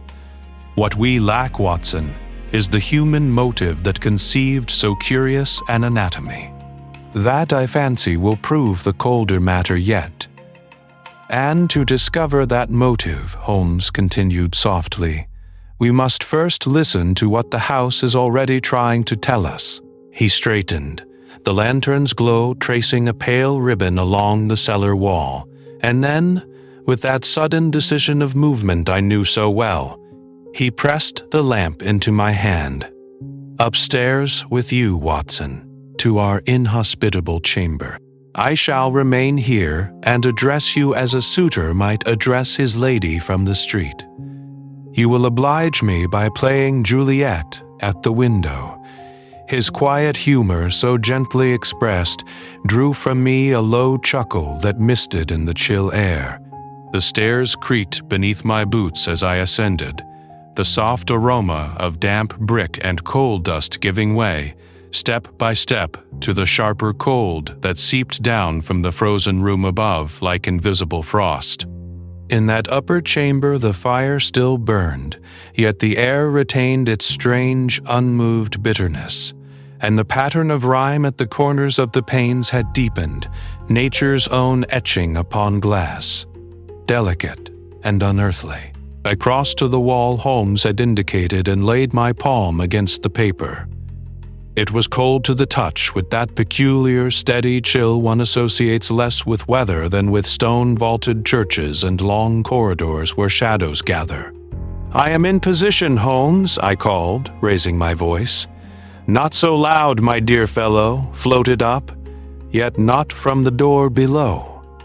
The words came, distinct and oddly intimate, from the very surface beneath my hand, as though some unseen visitor stood upon the other side of the plaster, his lips almost touching the skirting board. Attend now. I shall lower my tone. You will inform me when it fails you. What followed was one of those small demonstrations, some small detail, no doubt, that would escape the notice of ordinary men, yet which in Holmes's hands became a full lecture upon the secret life of bricks and mortar.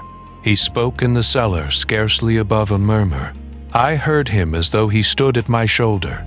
A whisper, a cleared throat, even the soft scrape of his heel upon the flagstones reached me, thinned and hollowed by its passage, yet unmistakable. Was it any wonder that a nervous maid, alone at night with the snow at the window and that unaccountable cold at her back, should imagine disembodied voices in the wall? When at last I rejoined him below, Holmes had the pleased, abstracted gaze of a man whose theory has ripened. "The shaft is narrow, smooth-sided, and near vertical," he said, running his fingers along the altered bricks. "It will draw not only air but sound, much as those speaking tubes now fashionable in certain modern offices." A word dropped in the parlor, a confidence exchanged in the master's bedroom, even some gossip from the neighboring house. If the masonry be contiguous, all might be gathered here, sifted and separated, by an auditor with patience and a blanket to deaden his own warmth. "You think, then, that this was contrived for eavesdropping?" I asked. "I think, Watson, that we stand in the throat of a most unwholesome instrument, tuned not for music, but for secrets. Imagine a former owner, wakeful while the street slept, crouched in this very shadow, catching soft-spoken tales to slow the day's thoughts above him. Servants' chatter, guests' indiscretions, perhaps even the guarded murmur of some diplomatic visitor. A house built to be warm is ordinary. A house built to listen is quite another matter." He paused, laying his palm flat against the bricks, as though feeling for a pulse. "Such structures," he went on, more quietly still, "do not forget their intended use. A conduit shaped for breath and words may, when the human scheming has ebbed away, turn perversely against comfort itself. The same slender throat that once carried whispers now steals heat with equal efficiency, drawing every warm exhalation from that chamber and leaving only this oppressive, watchful cold. One might almost say the house continues to listen, though there is no longer anyone to report to." Holmes's eyes lifted to the dark mouth of the shaft, where the lantern light failed and the gloom thickened like old smoke. "The question that remains," he murmured, "is what in all those winters past it overheard that was worth such elaborate contrivance, and whether some trace of that conversation has not, in its own fashion, survived." He extinguished the lantern, and in the sudden velvet darkness the cold seemed to deepen as if in answer. For a moment, we simply stood there in the velvet dark, listening to the quiet house breathe around us, the faintest whisper of wind threading through unseen cracks, the distant murmur of the street above softened by snow and stone. Then Holmes's hand moved, a small decisive gesture in the gloom, and the lantern wick sprang once more to life, casting a low, warm circle that only seemed to emphasize the cold, pressing in beyond its reach. "You will have observed, Watson," he said, kneeling again before the bricked aperture, "that architects, particularly in our more imaginative Gothic revival, have ever been fond of hidden conveniences, flues that are not quite flues, passages that are not quite passages, and shafts that carry more than mere sound. This is no simple speaking tube. It is a thoroughfare. The bricks newly laid above met older courses below with an irregular line, like nature's own etching upon glass when frost creeps over a window pane, delicate yet determined. Holmes ran a gloved finger along the ledge at the base of the blockage, his gaze intent, his movements unhurried, as though he were handling some sleeping thing that might be startled by haste. "Here," he murmured. Some small detail, no doubt, that would escape the notice of ordinary men. He held the lantern closer. On the dusty stone lay a minute scrap of paper, browned with age and curled upon itself like a withered petal, no larger than a fingernail, and beside it a thread of twine, stiff and discolored, caught beneath a grain of mortar as if wrenched in some hurried concealment. I bent nearer, the faint aroma of cold brick and old coal dust rising about us, mingling with a remnant of the house's warmer air from above. "A letter?" I suggested. "Or a parcel passed through from one room to another?" "Precisely," Holmes replied. "These shafts were sometimes contrived to convey not only words but objects, notes, packages, small valuables, from one discreet chamber to another, beyond the prying gaze of servants or visitors." Observe the smoothness of the stone at this point, where repeated friction has worn away the roughness. Something rested here often, and for long. My mind, ever more willing to wander than his, filled at once with images, smuggled lace and brandy brought up from some riverside warehouse, thin packets of banknotes changing hands in the quiet hours, blackmail letters, perhaps, slipped unseen between accomplices, or even secret political documents, folded tight and sent sliding through the dark like pale ghosts of policy and treason. Was it any wonder the room above should have kept a lingering unease if such traffic had once passed beneath its floor? Holmes, who had no need of such embroidery, brushed the ledge clean with a gentle, economical motion. "Consider, Watson, a chamber outwardly ordinary, fire in the grate, carpet on the boards, a window upon the winter street, yet robbed by this cunning duct of both warmth and sound. While the family complained of a chill that no coal could conquer, another, more private enterprise might proceed elsewhere in the house, its movements muffled, its heat and whisperings drawn away to this sacrificial room. The cold becomes a cloak. Yea, it is an eerie sort of cloak," I said quietly. "One can almost fancy the crime itself still hanging in the air, like a draught that will not be excluded." "Fancy if you wish," Holmes answered not unkindly. "But for myself, I prefer records to phantoms. Settle in, get comfortable, and breathe with me, for we must now think not of bricks but of names. The decisive clue is no longer in these walls. It lies in the history of their ownership. Who held this house when the shaft was cut, who altered its bones to serve a hidden purpose, and who profited by a room that refused to stay warm." He rose, dusting his knees with a soft, absent gesture. "Our next visit, Watson, will not be to cellar or cold room, but to the registry and the architect's plans. There, if I am not mistaken, the true temperature of this affair will at last declare itself." Soft-spoken tales to slow the day's thoughts often turn, at the last, upon a single entry in a forgotten ledger. And as we left the cellar's shadowed chill behind, I could not help but feel that some such line awaited us, patiently enduring the winters. The morning had grown no kinder while we had been below stairs. Outside, the snow still fell in a quiet, unhurried descent, and as we stepped once more into the street, the air met us with that particular wintry sting which seems at once to sharpen a man's gaze and persuade his thoughts to move more slowly, as though wrapped in wool. Holmes drew his coat closer, not from discomfort, but with that deliberate economy of movement which marked him when his mind was already half a street ahead. "To Chancery Lane, Watson," he said, his breath a soft cloud before him. The land registry will have more to tell us of this house than any number of frightened servants. We turned our steps eastward, our boots making a muffled rhythm upon the whitening pavement. The lamps along the street mere blurred halos in the fog, like small suns seen through frosted glass. Settle in, get comfortable, and breathe with me, if you will, as we follow that gentle progress through London's winter.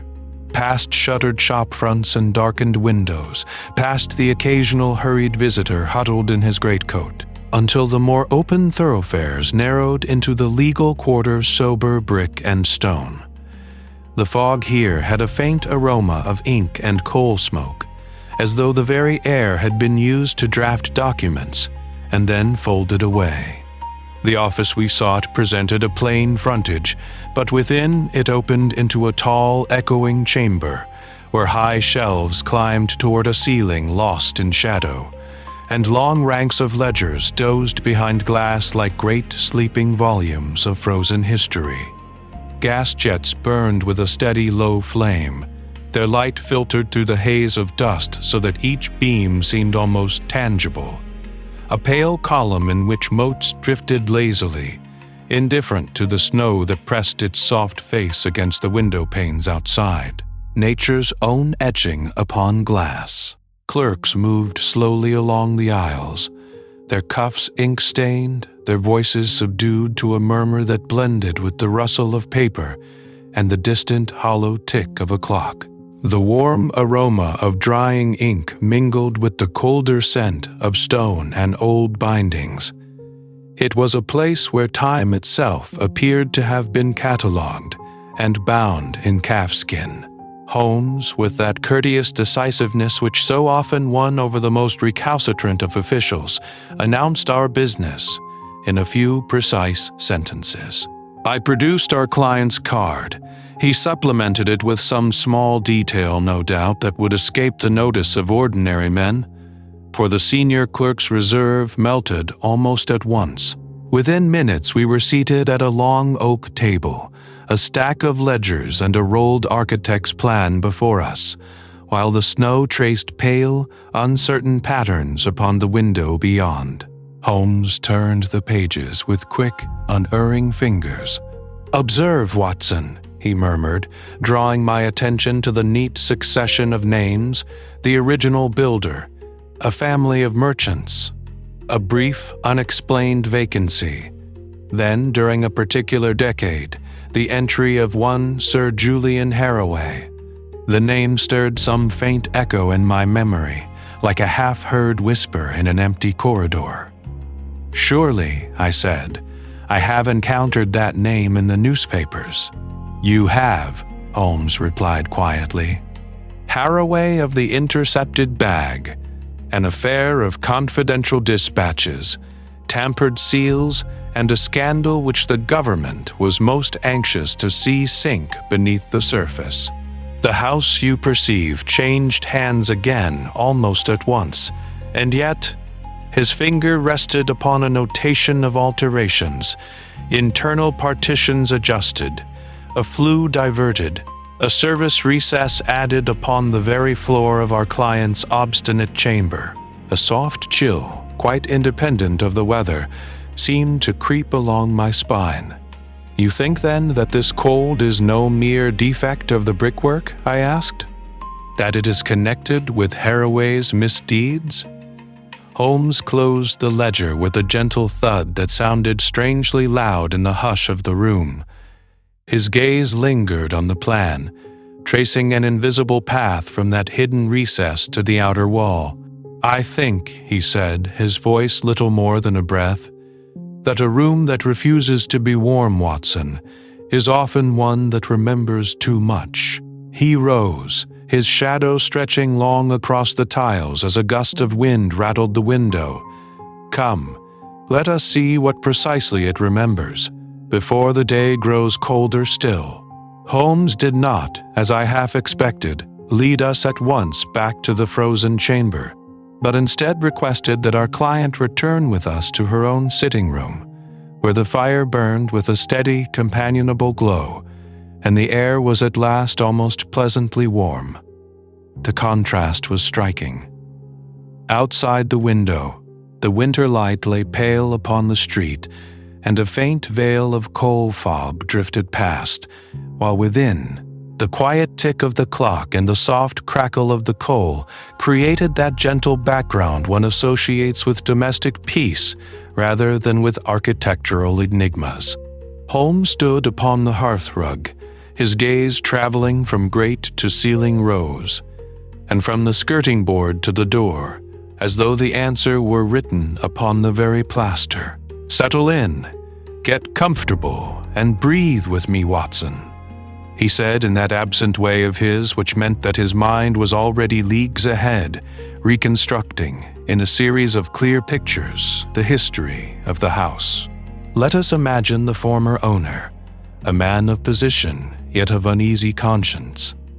He desires, above all, to overhear what is not meant for his ears, to intercept what is not addressed to his hand, and to do so without summoning even the faintest suspicion.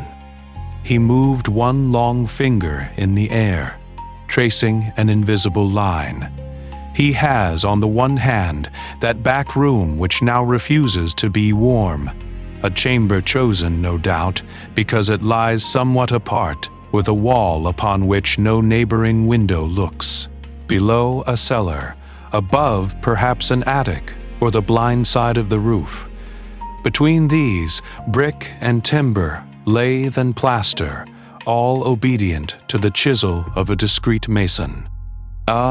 Some small detail, no doubt, that would escape the notice of ordinary men, I murmured, recalling the odd draught that had stirred the candle flame there, and the way sound had seemed to arrive from no clear direction. Precisely. "A narrow shaft is cut," Holmes continued, "beginning behind that false recess we uncovered, descending through the thickness of the wall to the cellar, and rising, I suspect, to a point where it may communicate with an attic or even a neighboring property. Through it, voices would travel with deceptive clarity, and small objects, a folded letter, say, might be lowered or drawn up unseen. What better instrument for a man who fears written evidence in the wrong hands? He stooped to warm his fingers, and the flames leaned suddenly towards the chimney, as if in illustration. Now mark the consequence. Warm air from the fire in that back room, being lighter, is drawn eagerly into this hidden throat of brick. Cold air rushes to take its place, from under the door, from the ill-fitting window sash, from every crack that shadow has learned to inhabit. Thus you may pile on coal until the very grate glows white, and yet your breath will smoke before you. The shaft is a thief of warmth, as well as of words.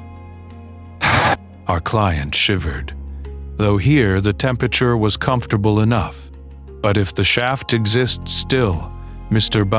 Holmes, why do we not feel it here? Because, he replied gently, the scandal came as scandals will, like a sudden frost upon tender leaves. Some whisper, some discovery below stairs, some letter that did not arrive where it was expected. In haste, and with more fear than skill, the lower mouth of the shaft was bricked up in the cellar. You observed the newer mortar, Watson. You smelt the different aroma of the damp there. The upper portions, however, were left in place, half forgotten, half feared. They no longer serve to pass a packet, but they remain most efficient at robbing that room of its rightful heat and at carrying the faintest of sounds in strange, misleading ways. He straightened, his profile outlined against the firelight, nature's own etching upon glass, faintly visible in the corners of the window where frost had begun to form anew. Your maid's whispers in the wall, the curious echoes, the sense that the room listens more than it speaks, these are but the dying breaths of a human contrivance, not the work of spirits. The house remembers a crime of eavesdropping and interception, half erased yet still exerting its quiet tyranny upon your daily life. The room does not refuse warmth out of malice, but because long ago a man taught its very bones to serve cold purposes. We have merely laid bare the architecture of his deceit. He glanced towards the door that led back along the passage, and there was a soft gleam in his eye that I knew well. The question that remains, he added, is what precisely was once stolen along that hidden path, and whether any trace of it lingers still, waiting to be found. For a little while we stood in silence, listening to the quiet breath of the house around us, to the soft whisper of the night wind at the window, and to the faint, hollow murmur that still crept along the hidden shaft, like a memory of colder nights and colder intentions. Holmes drew his gaze from the dark line of paneling and turned back to our shivering client, his manner at once practical and almost reassuringly prosaic. "You will engage," said he, "a builder of established reputation, one who can be trusted not to gossip in the public house, and you will have him open the whole length of this shaft, from cellar to cornice, no mere tinkering at the visible mouth, but a thorough laying bare of its course, so that it may be properly sealed. Or, if that prove impracticable, so insulated that not a breath of the outer air can force its way into this chamber again." Outside, snow was sifting down upon the street in that unhurried descent which muffles the city's harsher sounds, while within, the fire in the grate burned bravely, yet gave off a warmth that seemed forever stolen before it could settle upon our faces or drive the frost from the corners. "Your mason," Holmes continued, "must treat the shaft as he would a treacherous flue, lining or filling it with brick and mortar, or even with packed mineral wool, until its villainy is ended. Some small detail, no doubt, in its present construction has made it the perfect conductor of every stray draught in the house." He moved to the fireplace, stooping to peer up into the throat, his lantern sending a golden glow into the sooty recess.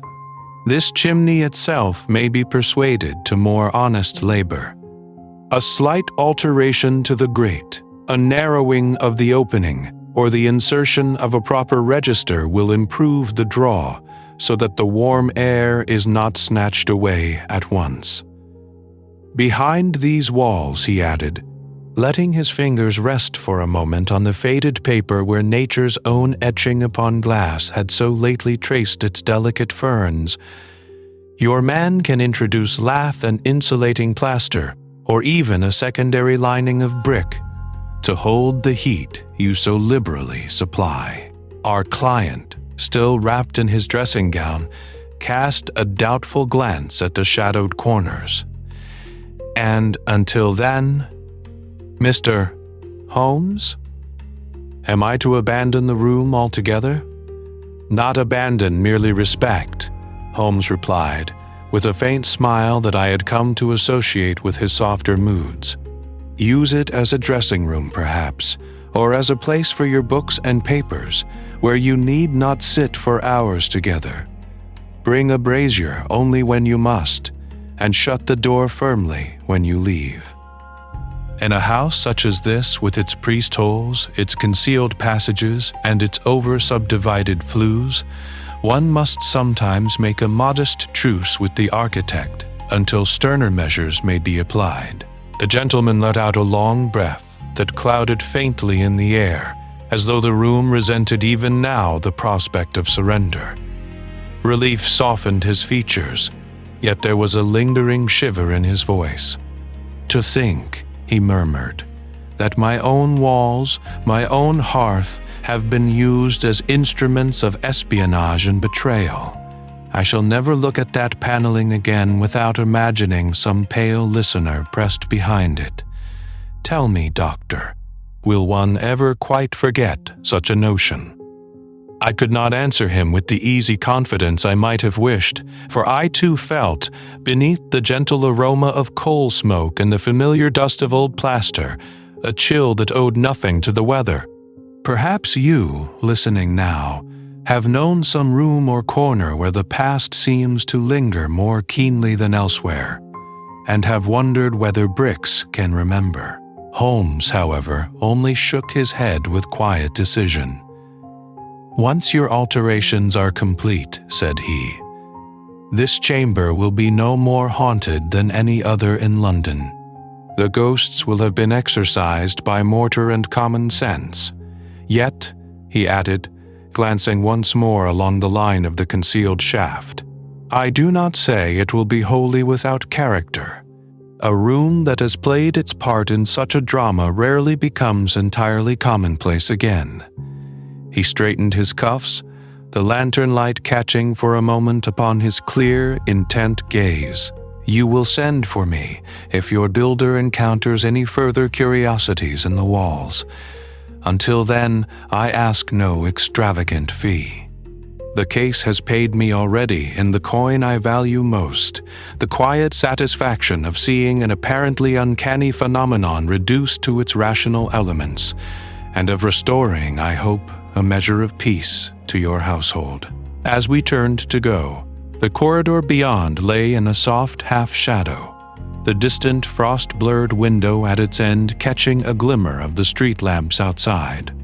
I felt as we walked back along that passage that this was one more of those soft-spoken tales to slow the day's thoughts, in which fear yields step by gentle step to understanding, and a house that once seemed to brood against its master may yet learn, in time, to be warm again.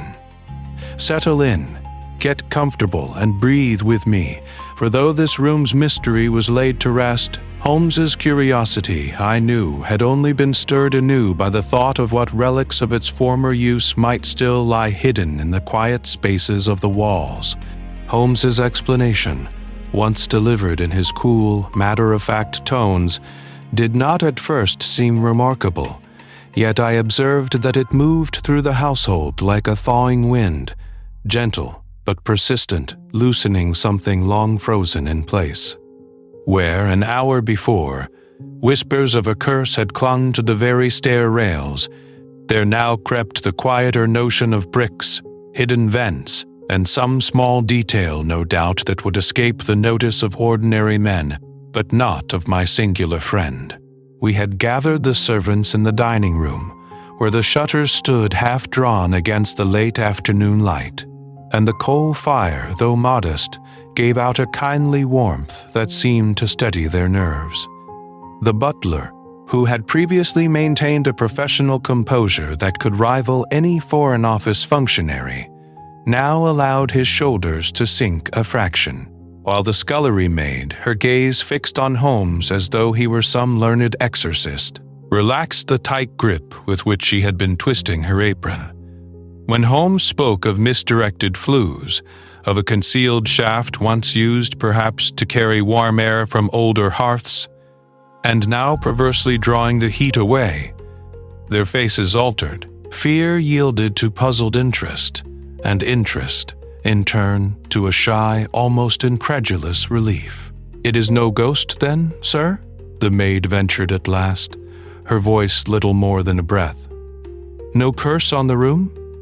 Holmes merely inclined his head, the shadow of a smile at the corner of his mouth, and I could not resist adding, in my most professional manner, that I had seen many a chill in my practice, but never yet one that could not be explained by draught, damp, or disordered masonry.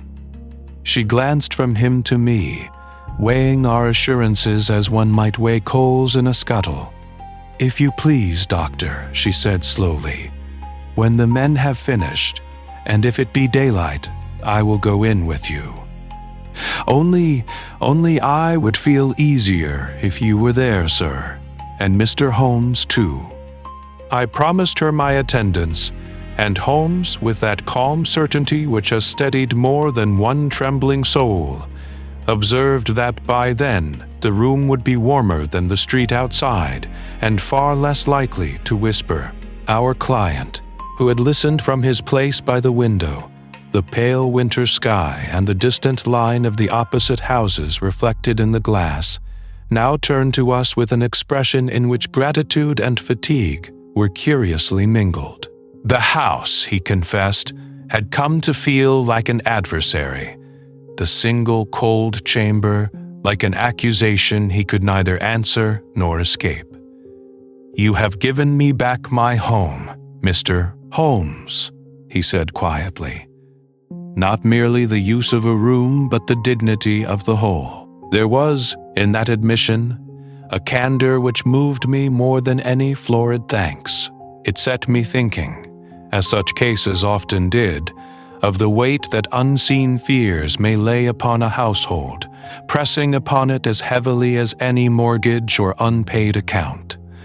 In London winters, when snow lies in the gutters and frost rims the window panes in nature's own etching upon glass, men and women are perhaps more inclined to credit shadows with intention, to hear in every creak of a board the step of something other than the wind. How often, I wondered, does a family live for years under the tyranny of some unexplained sound, some persistent chill, some rumor of misfortune, when a little patient inquiry might lift the whole burden at once? Knowledge, I reflected, is not only power, it is a kind of warmth. As the afternoon waned into evening, the workmen departed, leaving behind them the faint aroma of mortar and the soft dust of disturbed brick. The altered flue now stood revealed, its treachery ended, and a generous fire had been laid in the grate of the once dreaded room. We stood at the end of the corridor, Holmes, our client, the maid, and I, while the last of the daylight withdrew from the upper panes, and the lamps in the street flickered into being, small steady stars against the gathering fog. Then, with a deliberation that seemed almost ceremonial, the master of the house took hold of the handle and drew the door wide. Warm air, still tentative but unmistakable, met us from within, carrying with it the quiet crackle of the newly kindled fire. The maid, after a brief hesitation, stepped across the threshold at my side, her hand brushing my sleeve for a moment, then falling away as she realized that nothing more alarming awaited her than a rug, a chair, and the play of firelight upon the walls. Behind us, the corridor did not feel so long, nor the staircase so steep. The house, which had seemed for days to hold its breath, exhaled. By the time dusk had deepened into that soft blue-gray hour when the first lamps bloom like pale flowers along the street, the cold room's door remained open, a dark, unthreatening rectangle that joined rather than divided the passage. From the hall below came the clink of china and the murmur of ordinary duties resumed, those soft-spoken tales to slow the day's thoughts that every household tells itself when danger has passed. Holmes's gaze lingered on the open doorway, thoughtful but satisfied, and I had the sense, not for the first time, that in reconciling that stubborn chamber with the rest of the dwelling, he had, in some quiet way, restored not only bricks and mortar but the very spirit of the place. Settle in, get comfortable, and breathe with me, for in the gentle closing of such chapters lies a comfort as restorative as any fire on a winter's night. We stepped out once more into the London night, and the city, which had worn only a light dusting of white when first we arrived, was now submitting itself more fully to winter's quiet dominion. Snow fell in a thicker yet still gentle descent, each flake turning in the gaslight as our cabman drew up, his horse's back already powdered as though with the softest frost. Inside the cab, the door pulled to with a hollow thud, and at once the outer world grew muffled, as if wrapped in wool. Through the small, slightly clouded window I could see the streets slide by, their familiar outlines half erased. The gas lamps transformed into blurred golden circles that swam and trembled behind the drifting curtain of snow, while the usual clamor of wheels and voices had sunk to a distant murmur beneath that soft, persistent fall. A pleasant fatigue stole over me, the wholesome weariness that follows a day spent walking hard pavements, bending one's gaze to minute traces on brick and plaster, and breathing the keen air that seems to scour both lungs and mind. I leaned back against the cab's worn leather, which creaked in amiable protest, and allowed my shoulders to relax, the rhythm of the wheels and the faint jingle of harness combining into one of those soft-spoken tales to slow the day's thoughts. Holmes sat opposite, long legs crossed, his profile etched in the dim interior like some spare ascetic carving. Yet there was a certain repose about him that I recognized from other cases brought to a satisfactory close. "It is not the first time, Watson," he remarked quietly, "that architecture and crime have been uneasy bedfellows. You recall, perhaps, the affair of the concealed flue off Gray's Inn Road, or that unfortunate business of the priest's hole in Warwickshire?" "I recall the drafts in both," I said, smiling.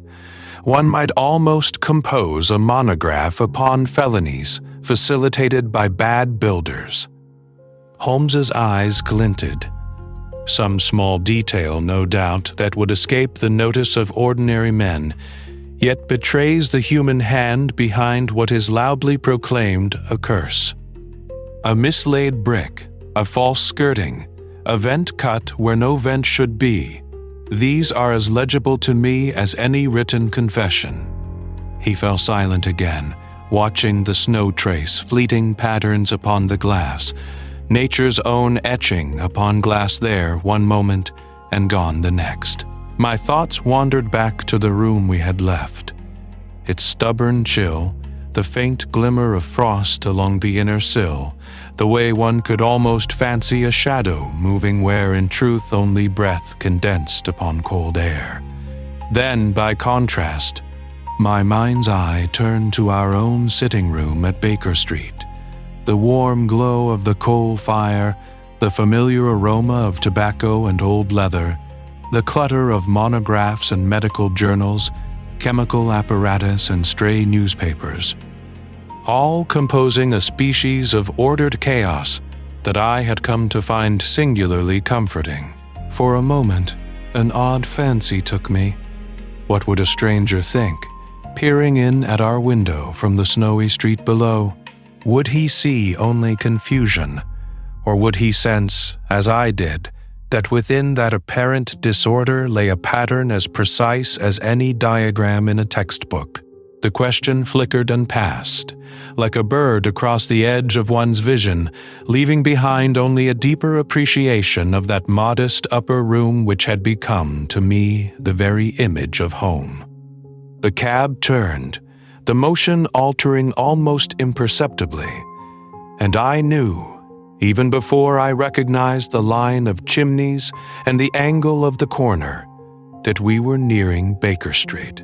The snow was thicker here, softening the outlines of the houses and laying a pale hush upon the pavement, so that the clip of the horses' hooves and the rattle of the wheels seemed strangely subdued, like sounds heard through a half-remembered dream.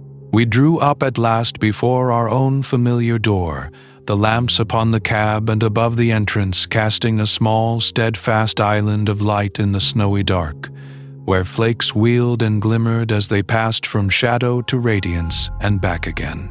Holmes stepped down first, his boots crunching softly in the fresh fall, and I followed, drawing my coat close as a faint homely glow showed at the fanlight above. Somewhere within, I felt sure, Mrs. Hudson was already turning her thoughts to supper, and the simple, comforting prospect of a warm meal, a brighter fire, and the quiet seclusion of 221B awaited us as surely as if it had been laid out upon a printed invitation. "Settle in," Get comfortable and breathe with me, for it is in such returns as much as in any adventure that the true charm of our Baker Street life resides. The ascent to our familiar landing seemed shorter than usual, as though the stairs themselves understood our haste to return. And when Holmes pushed open the door of our sitting room, the contrast to that recalcitrant chamber was so immediate, so complete, that I paused upon the threshold in involuntary relief. A wave of genuine warm air met us, not the grudging, uneven heat we had coaxed in vain from the other hearth, but a soft, even embrace that wrapped itself about face and hands and shoulders with the quiet assurance of an old and faithful companion. The fire in our own grate burned with an air of well-bred propriety, neither sulking nor roaring, but holding a steady, confident glow upon its bed of coals, as if it knew its duty and was content to perform it without fuss. The familiar aroma of Holmes's particular tobacco, that dry, almost oriental scent, still clung in gentle layers about the room, mingling with the warm smell of coal and the faint ghost of Mrs. Hemy, Hudson's earlier tea tray, until the whole atmosphere seemed a kind of domestic incense dedicated to comfort and thought. I crossed to my accustomed armchair with a gratitude I made no attempt to conceal, and sank into it with that small sigh which Holmes, in his kinder moods, affected not to notice. Stretching my feet toward the hearth, I felt the heat begin to soak with delicious slowness through leather and sole into damp stockings and chilled toes, each degree of recovered warmth a quiet marvel after the stubborn frost we had so lately quitted. Outside the window, the last of the daylight had withdrawn from Baker Street, leaving only a pale reflection of snow and frost upon the glass, nature's own etching upon glass framing the lively glow within. Holmes, for his part, resumed his customary place upon the opposite side of the fire, as naturally as a king might retake his throne. He drew his dressing gown more closely about him, selected a pipe with that unerring hand which could distinguish between blends as easily as between criminals, and set the bowl to the coals until a thin blue ribbon of smoke rose and curled, soft and unhurried, toward the ceiling. The room's temperature offered no resistance to his comfort. There was no treacherous draught along the skirting, no invisible current stealing the heat from one's knees while leaving one's back in shadow. The quiet domestic orchestra of Baker Street soon reassembled itself about us. From below came the muted clatter of dishes as Mrs. Hudson and her maid prepared what I had no doubt would be a solid, comforting supper, each plate and pan a small promise against the lingering chill of the London night. A newspaper, abandoned earlier upon the side table, rustled softly as I drew it toward me, the thin sheets whispering beneath my fingers, while from the grate there issued from time to time a modest pop or sigh as a coal shifted or a pocket of gas escaped, sounds that now seemed friendly rather than futile, like the contented murmurings of a creature long since tamed.